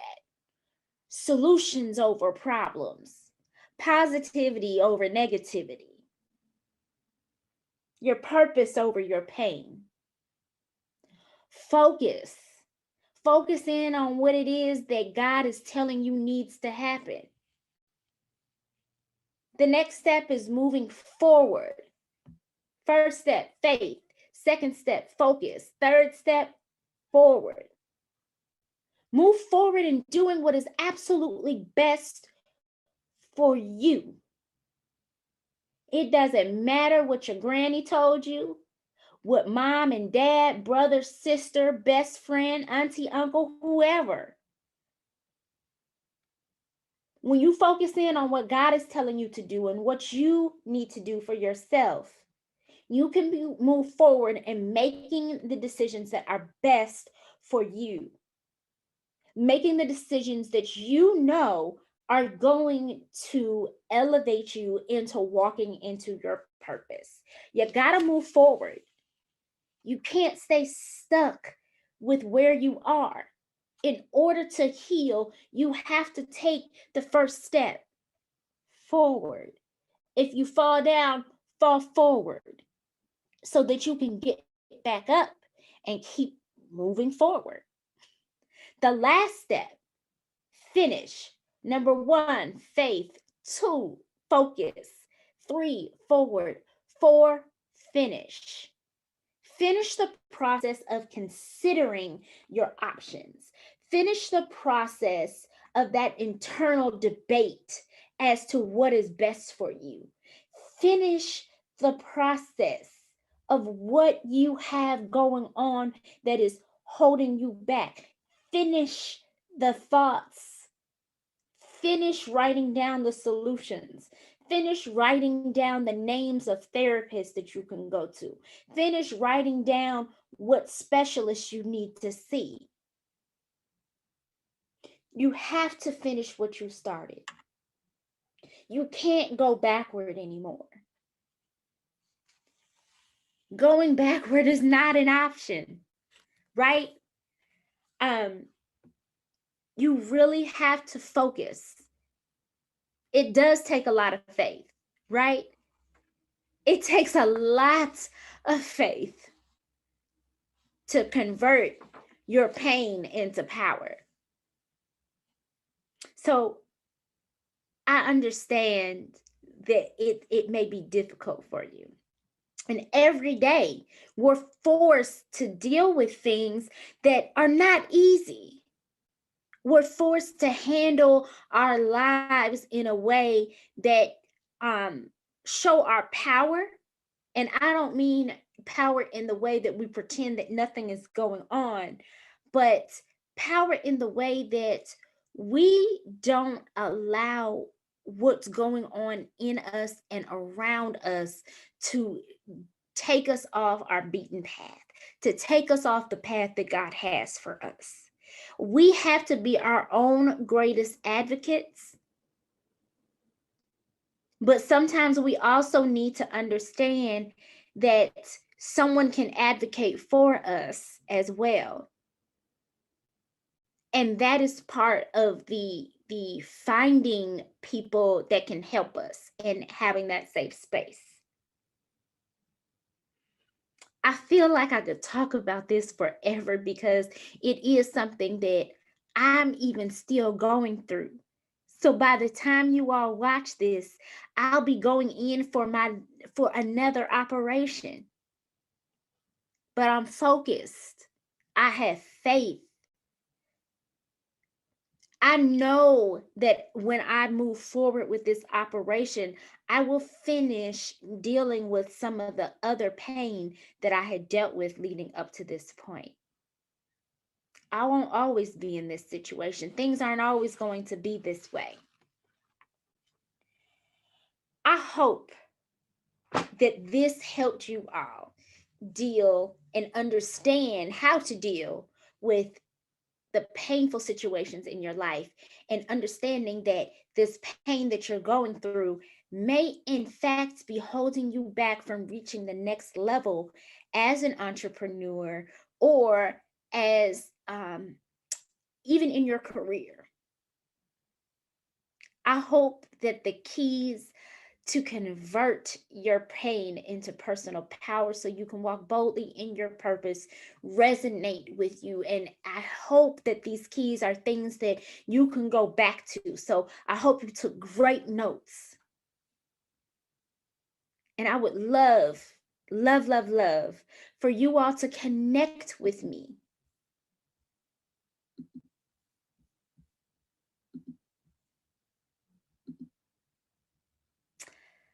Connect with me. Connect with me so that we can work together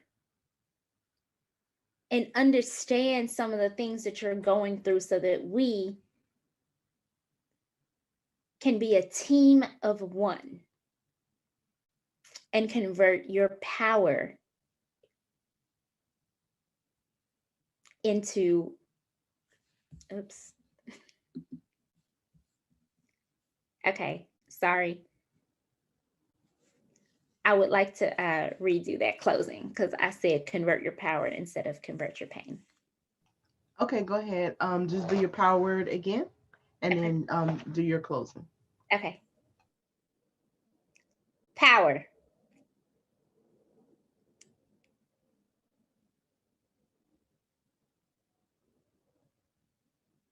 So let's connect. I want you to connect with me because I want to understand what you're dealing with and see how we can be a team of one that works together to convert your pain into personal power. I am all over the internet. You can find me on Facebook, Instagram, Twitter, LinkedIn, and on my website. Let's connect. Let's connect so that we can begin processing your grief, so that we can begin to help you move from faith into finishing what you started. And that is finding the power in your pain. It's there. Let's tap into it. I want to thank you all for tuning in. I hope you got some great gems from this. And I can't wait to speak with you more personally so that we can continue to grow together and elevate and be the best entrepreneurs and employees and overall just great people that we know we can be when we take the pain from our situations and convert it into power. Have a great day, my fellow icons, and I will be seeing you soon.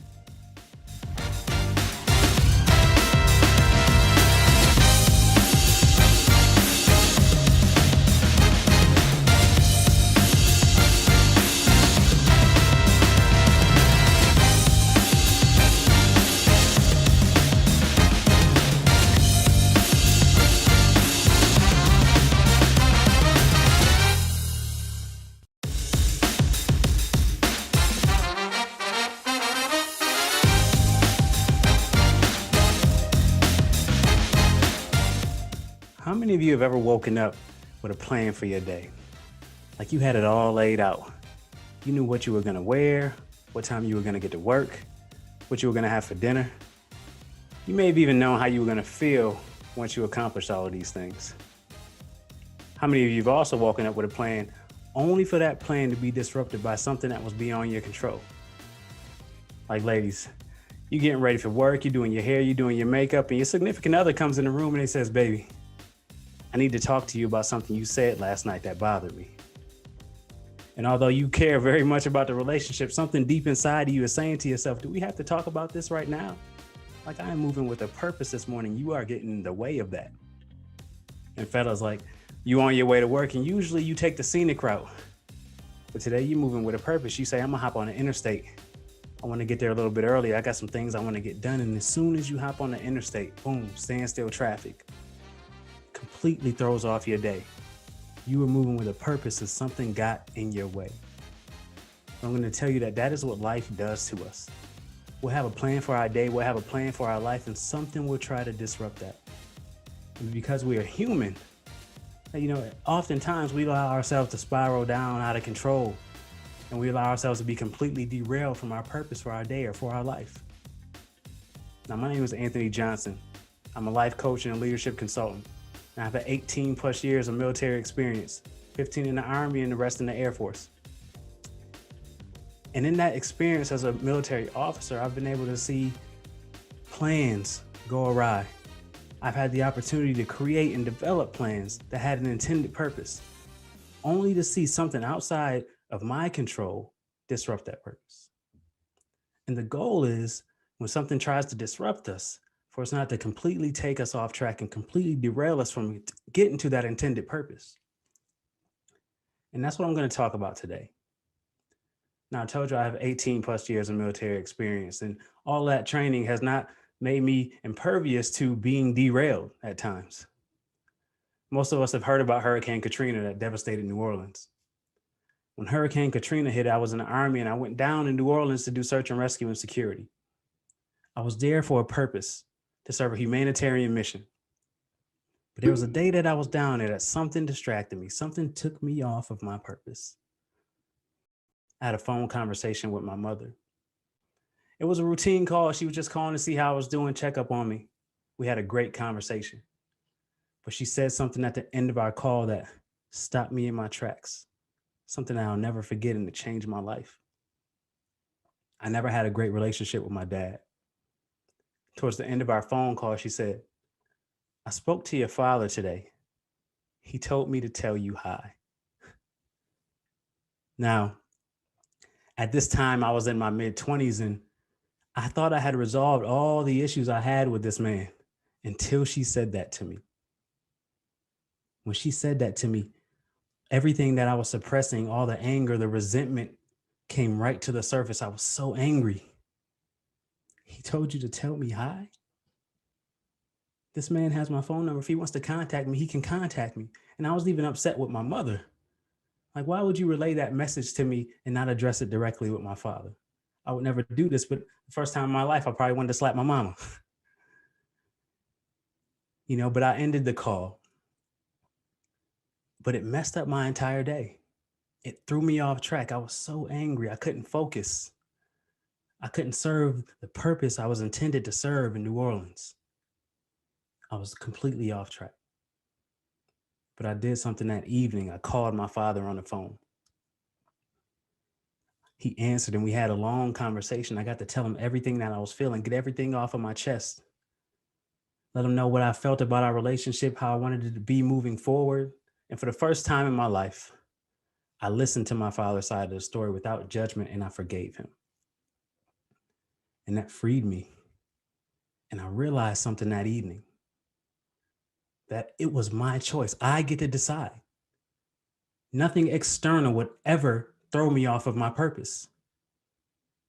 I don't get to affect how something makes me feel. I don't get to affect when and where something may happen to me, but I get to choose how I let it affect me. I get to choose what lens I view that through and how much I let that affect my life, and if I allow it to steer me off course. Now, there's so many avenues and there's so many elements to this, to stopping this and preventing this from happening, and I'm going to talk about 3 of those things today. Those 3 things are gratitude, perspective, and patience. Now, I'm a father of 2. A father is my favorite thing to be. I have an 8-year-old son and a 7-year-old daughter. And nobody is a better teacher than those 2 people to teach me these 3 things, especially my son. Now, I live at the end of a cul-de-sac, and I love living at the end because, my kids get to play outside. There's minimal traffic. They have a good time. And one day I walked outside and I saw this car parked outside. It was a beige vehicle. It was older. I think it was a Corolla. There was a for sale sign on the back of the car. Sat there for 3 or 4 days. And on the 4th day, I went outside and we were about to go somewhere. And I saw there was a huge dent in the front fender of this car. And I knew it wasn't there before. And I said to myself, I'm like, oh my God, like whoever owns this vehicle is going to have a hard time selling. It's already older. And now it has this huge dent in the front of it. Oh man, I felt really bad for the owner of this vehicle. So, it's not mine. So I brushed it off and I went back inside and I told the kids, hey, get in the car. We're about to go. I went upstairs to get a few things that I needed. And I'm about to head downstairs. And I see my son come in through the front door. I'm looking at him and the door swings open. My son's standing there. And I see something in his face. I knew something was off. Something wasn't right. He says, Daddy, I made a mistake and hit that car with a rock. And I said to myself, are you sure you didn't deliberately bang on this car with a miniature boulder? Because there is a large dent in this car. And for my own amusement, I asked him, I said, hey, it's okay. What happened? He says, well, me and my friend, we were playing this game called Who Can Throw the Rock the Farthest? And at that moment, my son can see just a look of stoicism on my face. He sees a calmness come over me, probably that he's never seen before. And I think it scared him because he immediately started crying. He tried to explain. He said, Daddy, I'm sorry. It was an accident. I didn't see the car. It was too dark. And I kept my cool and I didn't say anything to my son. And I just said, you know what, get in the car. We'll talk about it later. And some of you might be saying, you might be wondering how I was able to keep such calm in that situation. But let me tell you, this boy, he provides so many moments of joy, just such as this in my life, that I've had plenty of practice to respond to ridiculousness like this. But it wasn't always this way.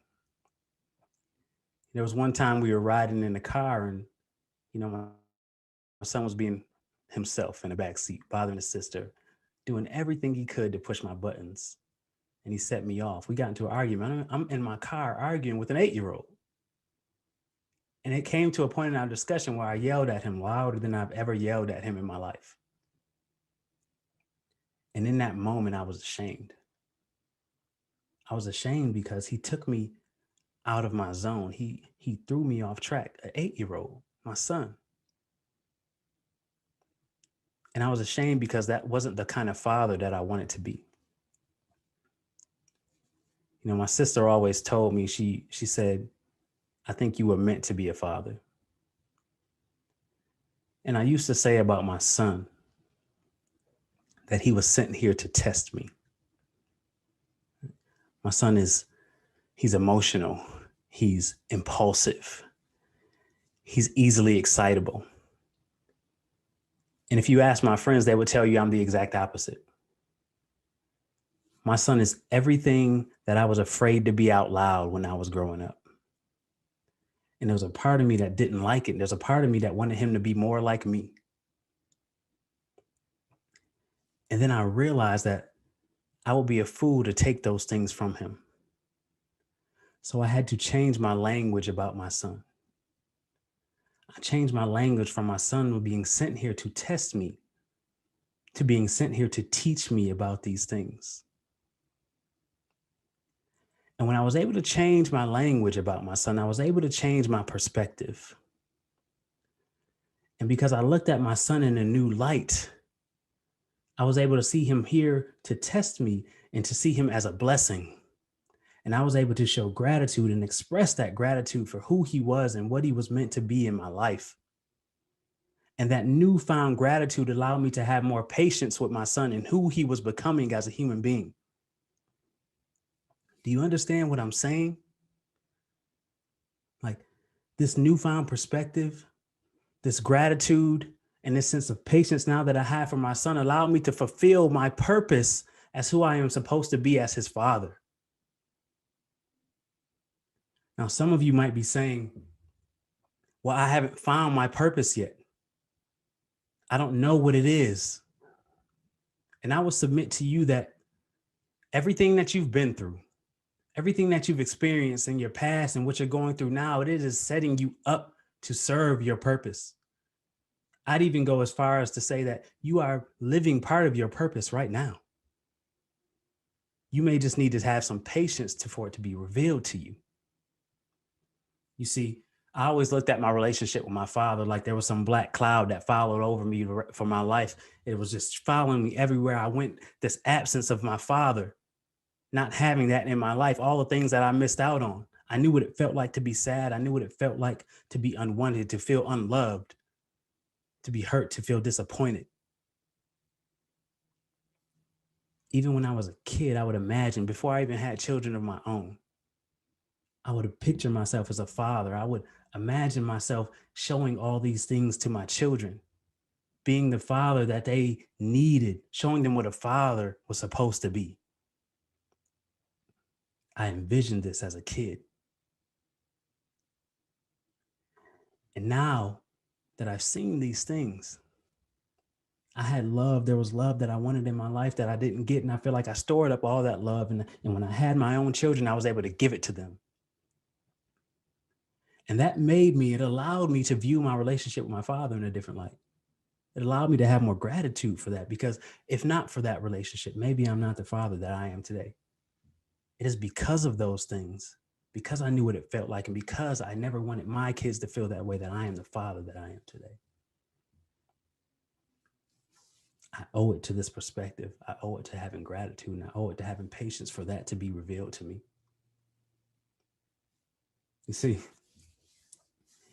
you might get into an argument with your significant other, but I need you to be grateful that your kids are about to wake up, because part of your purpose is to show them what a present parent looks like.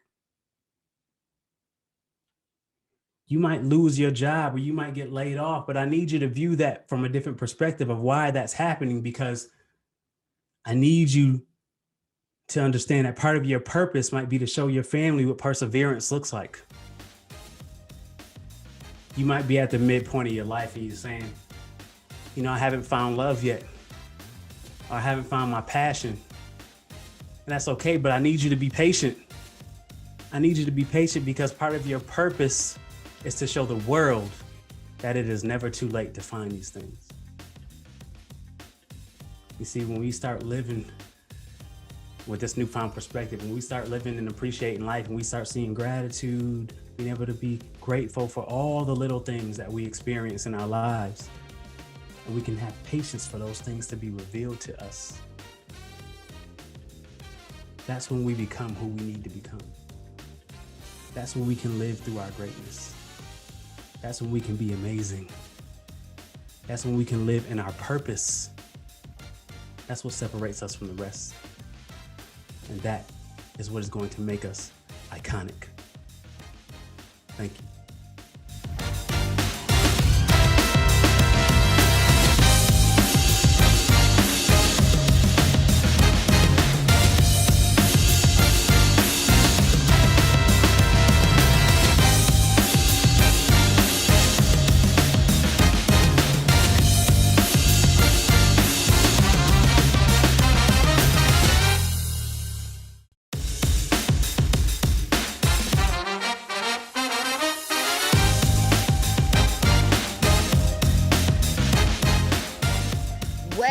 Hello, everyone. For those of you who don't know me, my name is Chanel.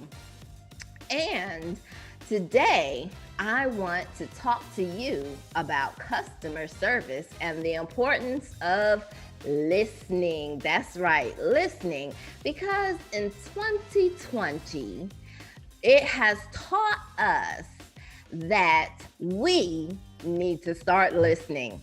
Now, regardless of whether you're talking about the team within your business, your community, or within your relationship, it is important that we listen. Now, I feel that a perfect example of listening and the importance of how listening can affect an environment is portrayed in the movie The Sister Act. Have you seen that? During the mass in Sister Act, members of the choir, they sang individually rather than listening to one another or listening to the members that are within the choir. But rather than singing collectively with one sound, what they chose to do is to sing by themselves. And so we heard different individuals starting and stopping all at the same time throughout the performance. And that starting and stopping, it left a feeling of irritation. And for those of you who haven't seen that movie, why don't we pause and see what you think? Just 1 second while we listen to that sound.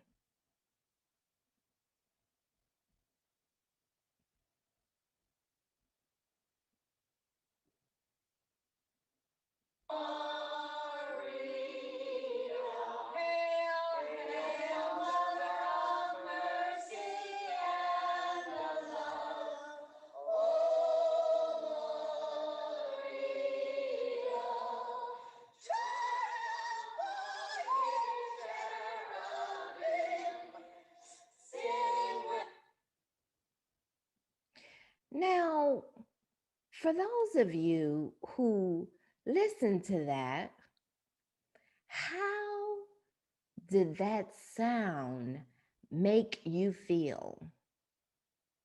Was it a sound of peace and harmony? Did it calm you or did it irritate you? Well, how did it make you feel? In the movie, with that sound, you can see those who heard that sound.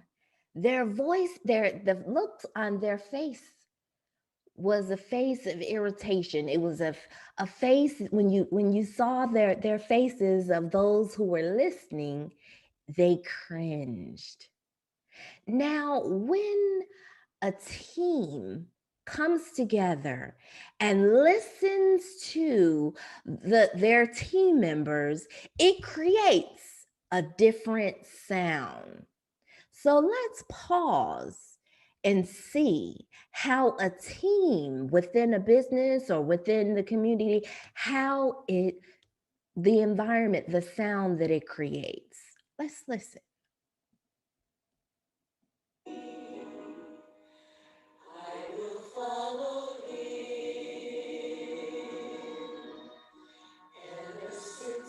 Touch my heart, I knew there isn't an ocean too deep, a mountain so high it can keep. Now that you heard that, how did that sound make you feel? Now, I admit it might not be your preference of music, but for the sake of listening, and if you saw the clip, you will see that all those who heard the sound, they begin to smile. Those that heard the sound, it calmed their body reacted to it. It was a calming sound, whereas the prior sound, you saw the jumping of the body. It was like a jumping of irritation. The faces, it all displayed irritation because of the sound. So when your team members, they don't listen to each other, that same feeling that you heard within the two illustration, that's the atmosphere that is created within your team. When your team members and you don't listen to the customers, the customer becomes irritated. When the internal team members within your business, they're not listening to each other, it creates the sound of disorganization. It creates the sound of irritation.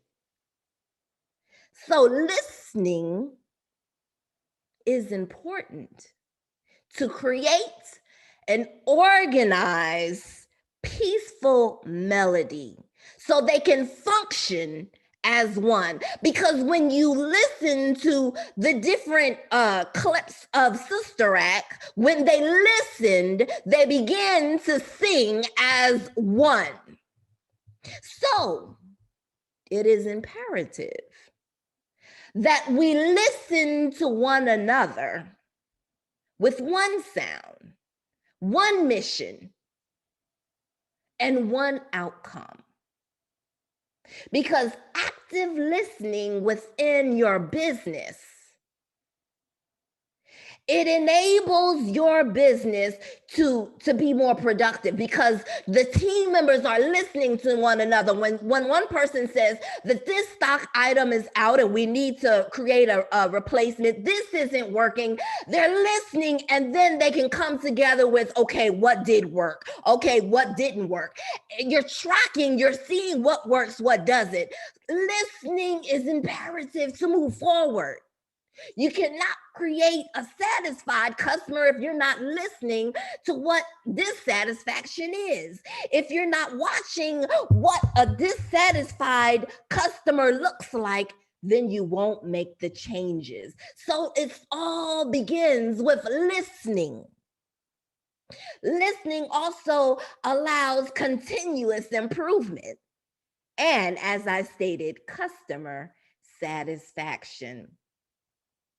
Because when you're working as one, when your team member, the people within your business, your team, when they're working as one, there is a motivation that we are doing our best as a team because they're listening and they're going with one purpose, not the attitude of, that's not my job.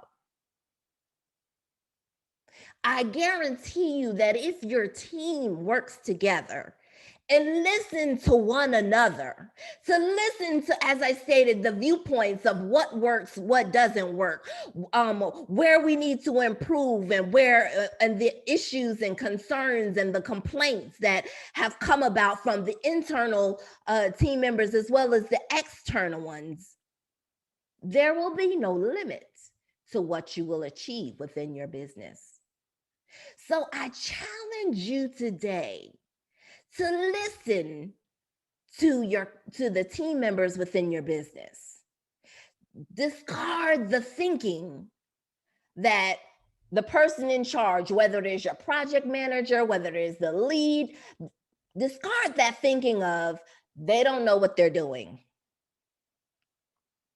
And I challenge you to avoid saying that you're not going to work with them, or I will work with them, but for sake of argument, I'm not going to say anything. I'm just going to go with the flow and put least effort impossible into it. Discard that thinking, because that creates dysfunction, that creates irritation, that creates disorganization within the environment of your business. So listen, talk to each other, decide on an action plan after you have listened to what the issues are, after you have listened to all of the complaints and the concerns within your business. Then agree on an action plan of how each member within the team, the collective team, not just the head, but the team as a whole. Because see, the people that work one-on-one with your customers, they see the things that leadership does not see. So it's important that everyone have a seat at the table and talk to one another so that you can agree on a plan and the best efficient manner in which how to achieve your goal of productivity and excellence in customer service. And I guarantee that if you listen, if you discuss the issues and concerns, and then agree together on one plan of execution, and work together consistently and meet often to see how it comes about, I guarantee you that there will be nothing that will be restrained from you as a result of listening, coming together as a team, talking to each other, not at each other, but talking to each other so that you can get an understanding. If you don't have an understanding of what is wrong, then you won't have an understanding of what to correct. So it is important to listen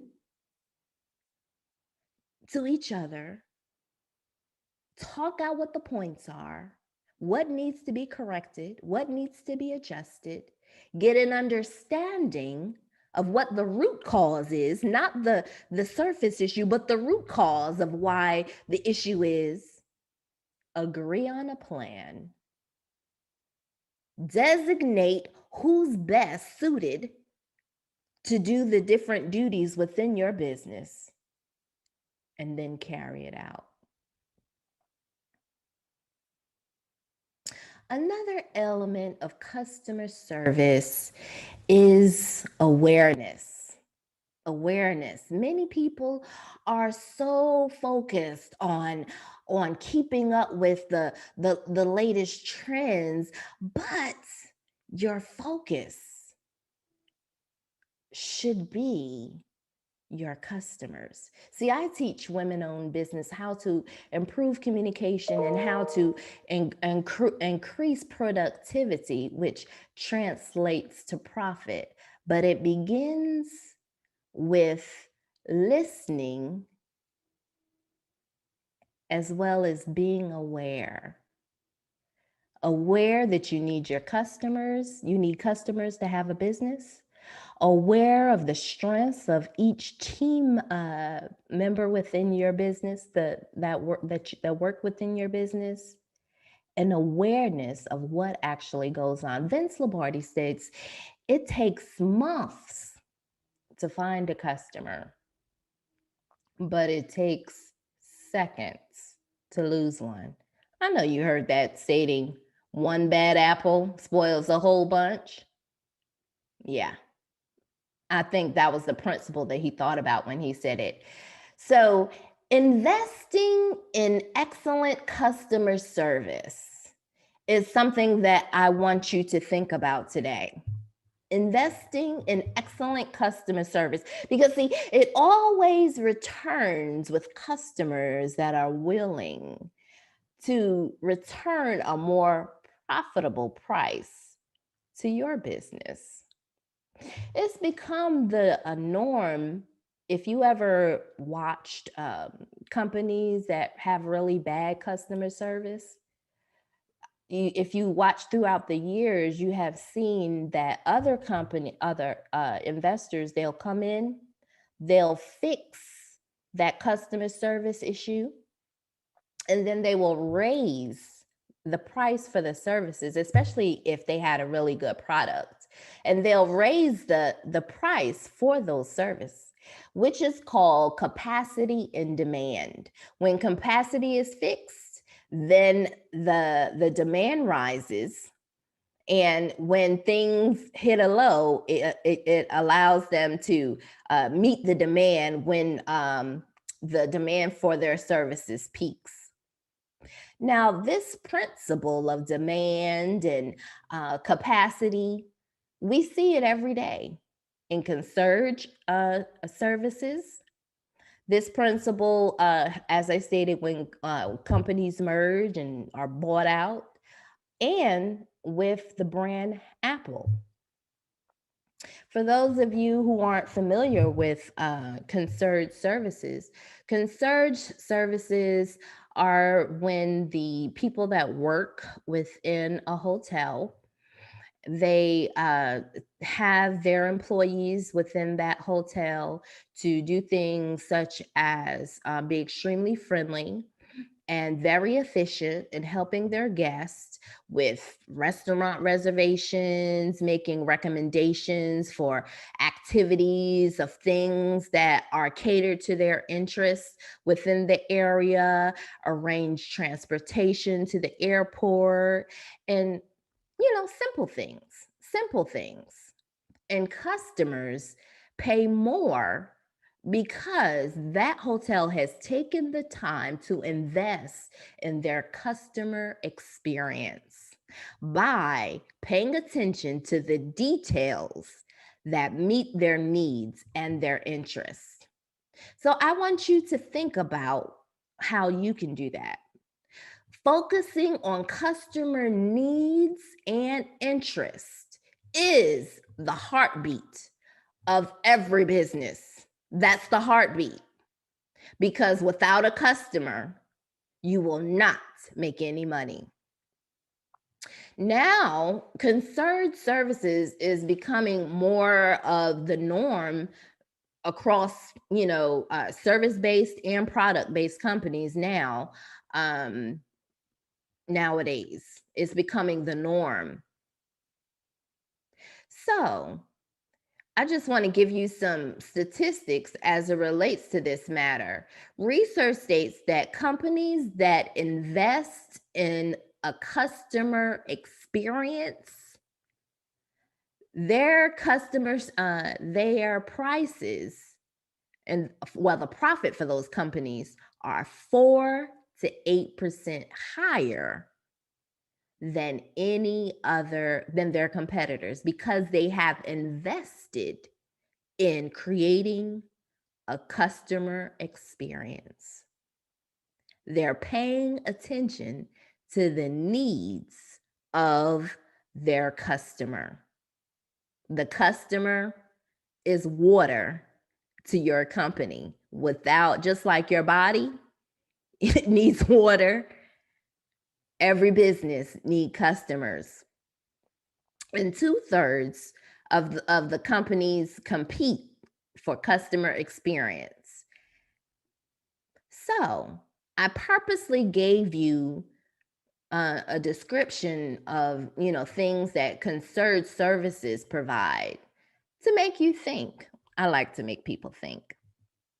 So I want to ask you, what can you do to create a customer experience within your business? What can you do to create a distinct customer experience that will serve as free advertisement for your business and that hasn't been done within your industry? Think about it. Think about it.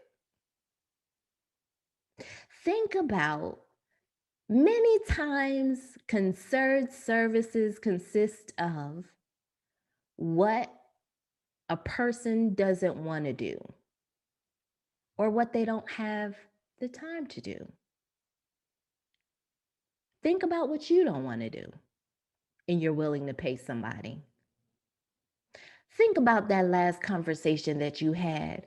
I wish I could find somebody to do this for me. I would pay him for it. Think about that. But I want you to take it a step further.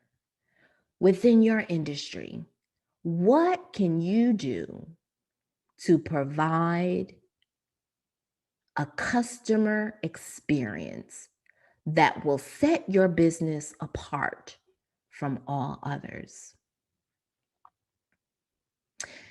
Stephen Hyken stated, a brand is defined by the customer experience, but the experience is delivered by the employees.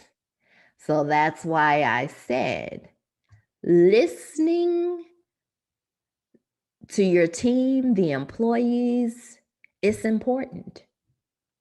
Because if you have a bad apple, that bad apple will rotten the environment and tarnish the customer experience. Think about the experience for all of you loyalty Apple subscribers. Think about the experience. I want you to think about when a new iPhone comes out.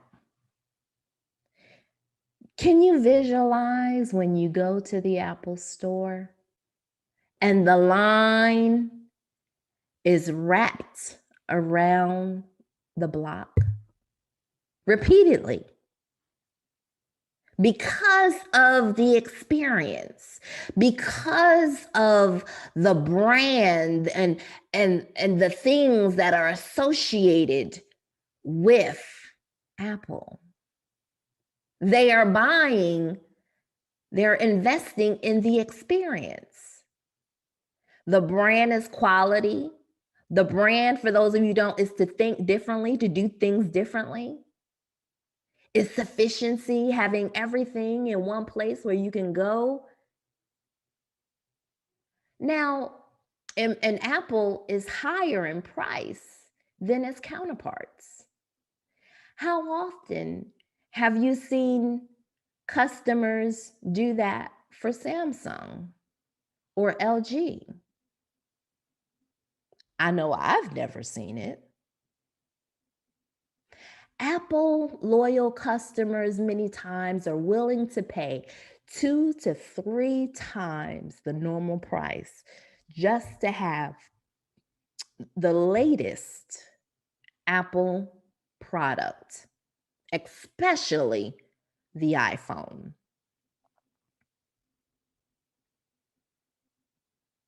Now,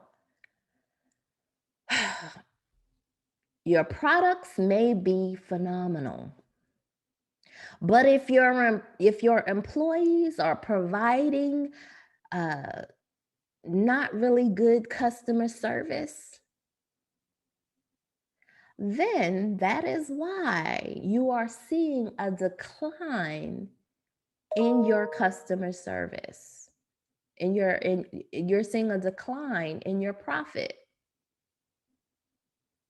And never underestimate your competitor's ability to take your customers, because you, as a business owner, have not invested in creating a customer experience.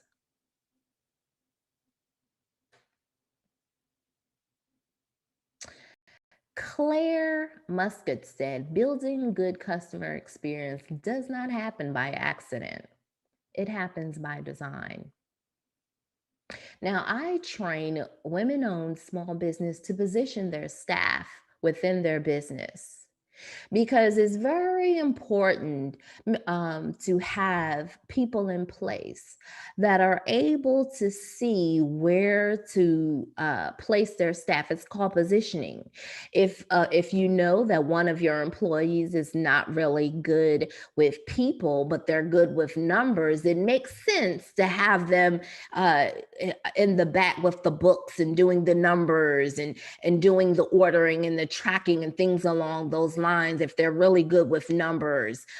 And to have a person with a bubbly personality that's very welcoming, they're very hospitable, they're very articulate, and they're good with attention to detail. So you must pay attention to these things, because the person that is listening and paying attention to detail, when they're listening, they can pick up when a customer says, I wish that I had such and such. And when you have someone that is paying attention to that detail, you can implement that. You know how you go to McDonald's and they say, do you want to supersize that or increase it, supersize it, or, things along those lines? Well, you can do that with your service when you have someone that is paying attention to the details. They're listening, listen and implement, listen and implement. So I teach, as I stated, women-owned small business to position their staff within their business, so that the internal customer service, which is the relationship within the business, the employees, as well as the external customer service, which is the customers that come in providing a service or a product for a nominal fee. Next, I want to talk to you about never being satisfied. When you're never satisfied, you don't settle for, well, this is what it is, but you're always listening and paying attention so that you can implement to continue to grow in productivity, to continue to grow in profit. And I just wanted to also just let you know my stance of where, what my credentialing were. But I want to also give you some thoughts about never being satisfied and the power of your words and how to use them as we as small business women unite together, especially during this Black History Month. George Washington Carver stated, "Start where you are with what you have. Make something of it and never be satisfied." I, within my career, have worked within private, public, and governmental entities. I have been called upon to provide solutions in some of the most crucial times. And I remember working in a healthcare facility as an administrator. And I asked, why is there a one-size-fits-all system in place at this particular healthcare facility? And one of the tenured staff said to me, "This is the way that we've always done it." So basically, continuous improvement didn't exist. So further down along the way, the state auditors came in to audit the facility. And they were cited for several citations. For those of you who aren't familiar with healthcare facilities, there's certain credentialing offices such as JCO and things along those lines that come in, and once they accredit it, it allows the healthcare facility to stay in business and, you know, receive money and things along those lines. So, and they can also shut you down if you don't correct those citations. So the facility hired an outside agency to come in and train the entire administration of the facility. And I will never forget when the head of nursing said to the director, "Chanel made some of these same recommendations that this outsourcing agency said." Because see, I was working. I wasn't coming as an consultant. I was working there during that time. And they said, "Chanel made some of the same recommendations that this outsourcing agency made. Had we listened a while ago, and had we listened to her, we wouldn't be in this predicament now." Now, this event of what she said and several other repetitious events of me hearing similar things told me never to discredit my thoughts.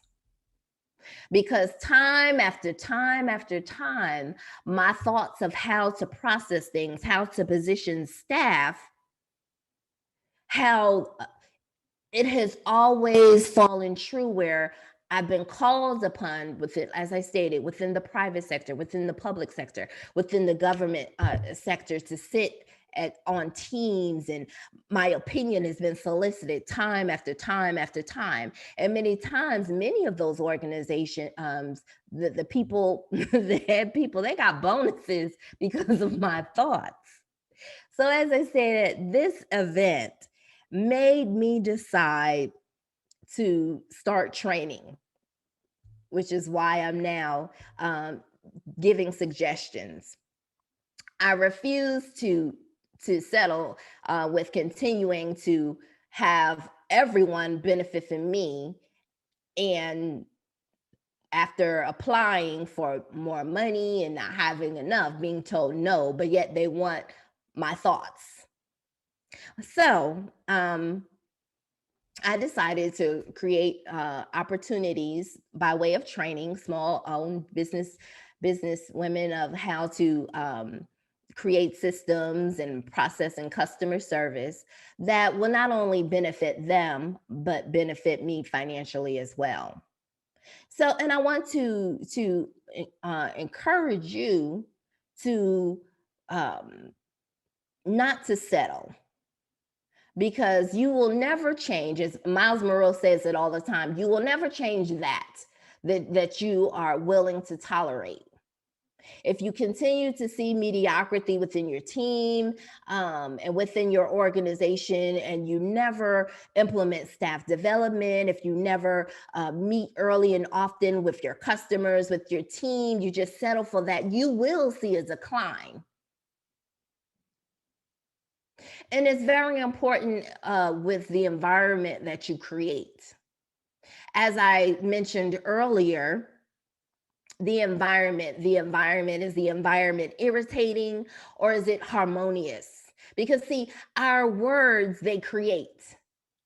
Our words, they can water the people around us through staff development, through continuous improvement.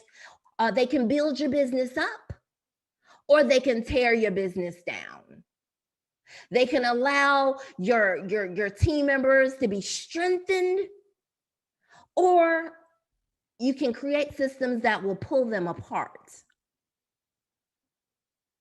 Words are things in which we use every day, but my purpose for bringing them up is for you to be very cautious of the words that you use and the things that you put in place to build the team members within your business. As it relates to Black History Month, there has been a system in place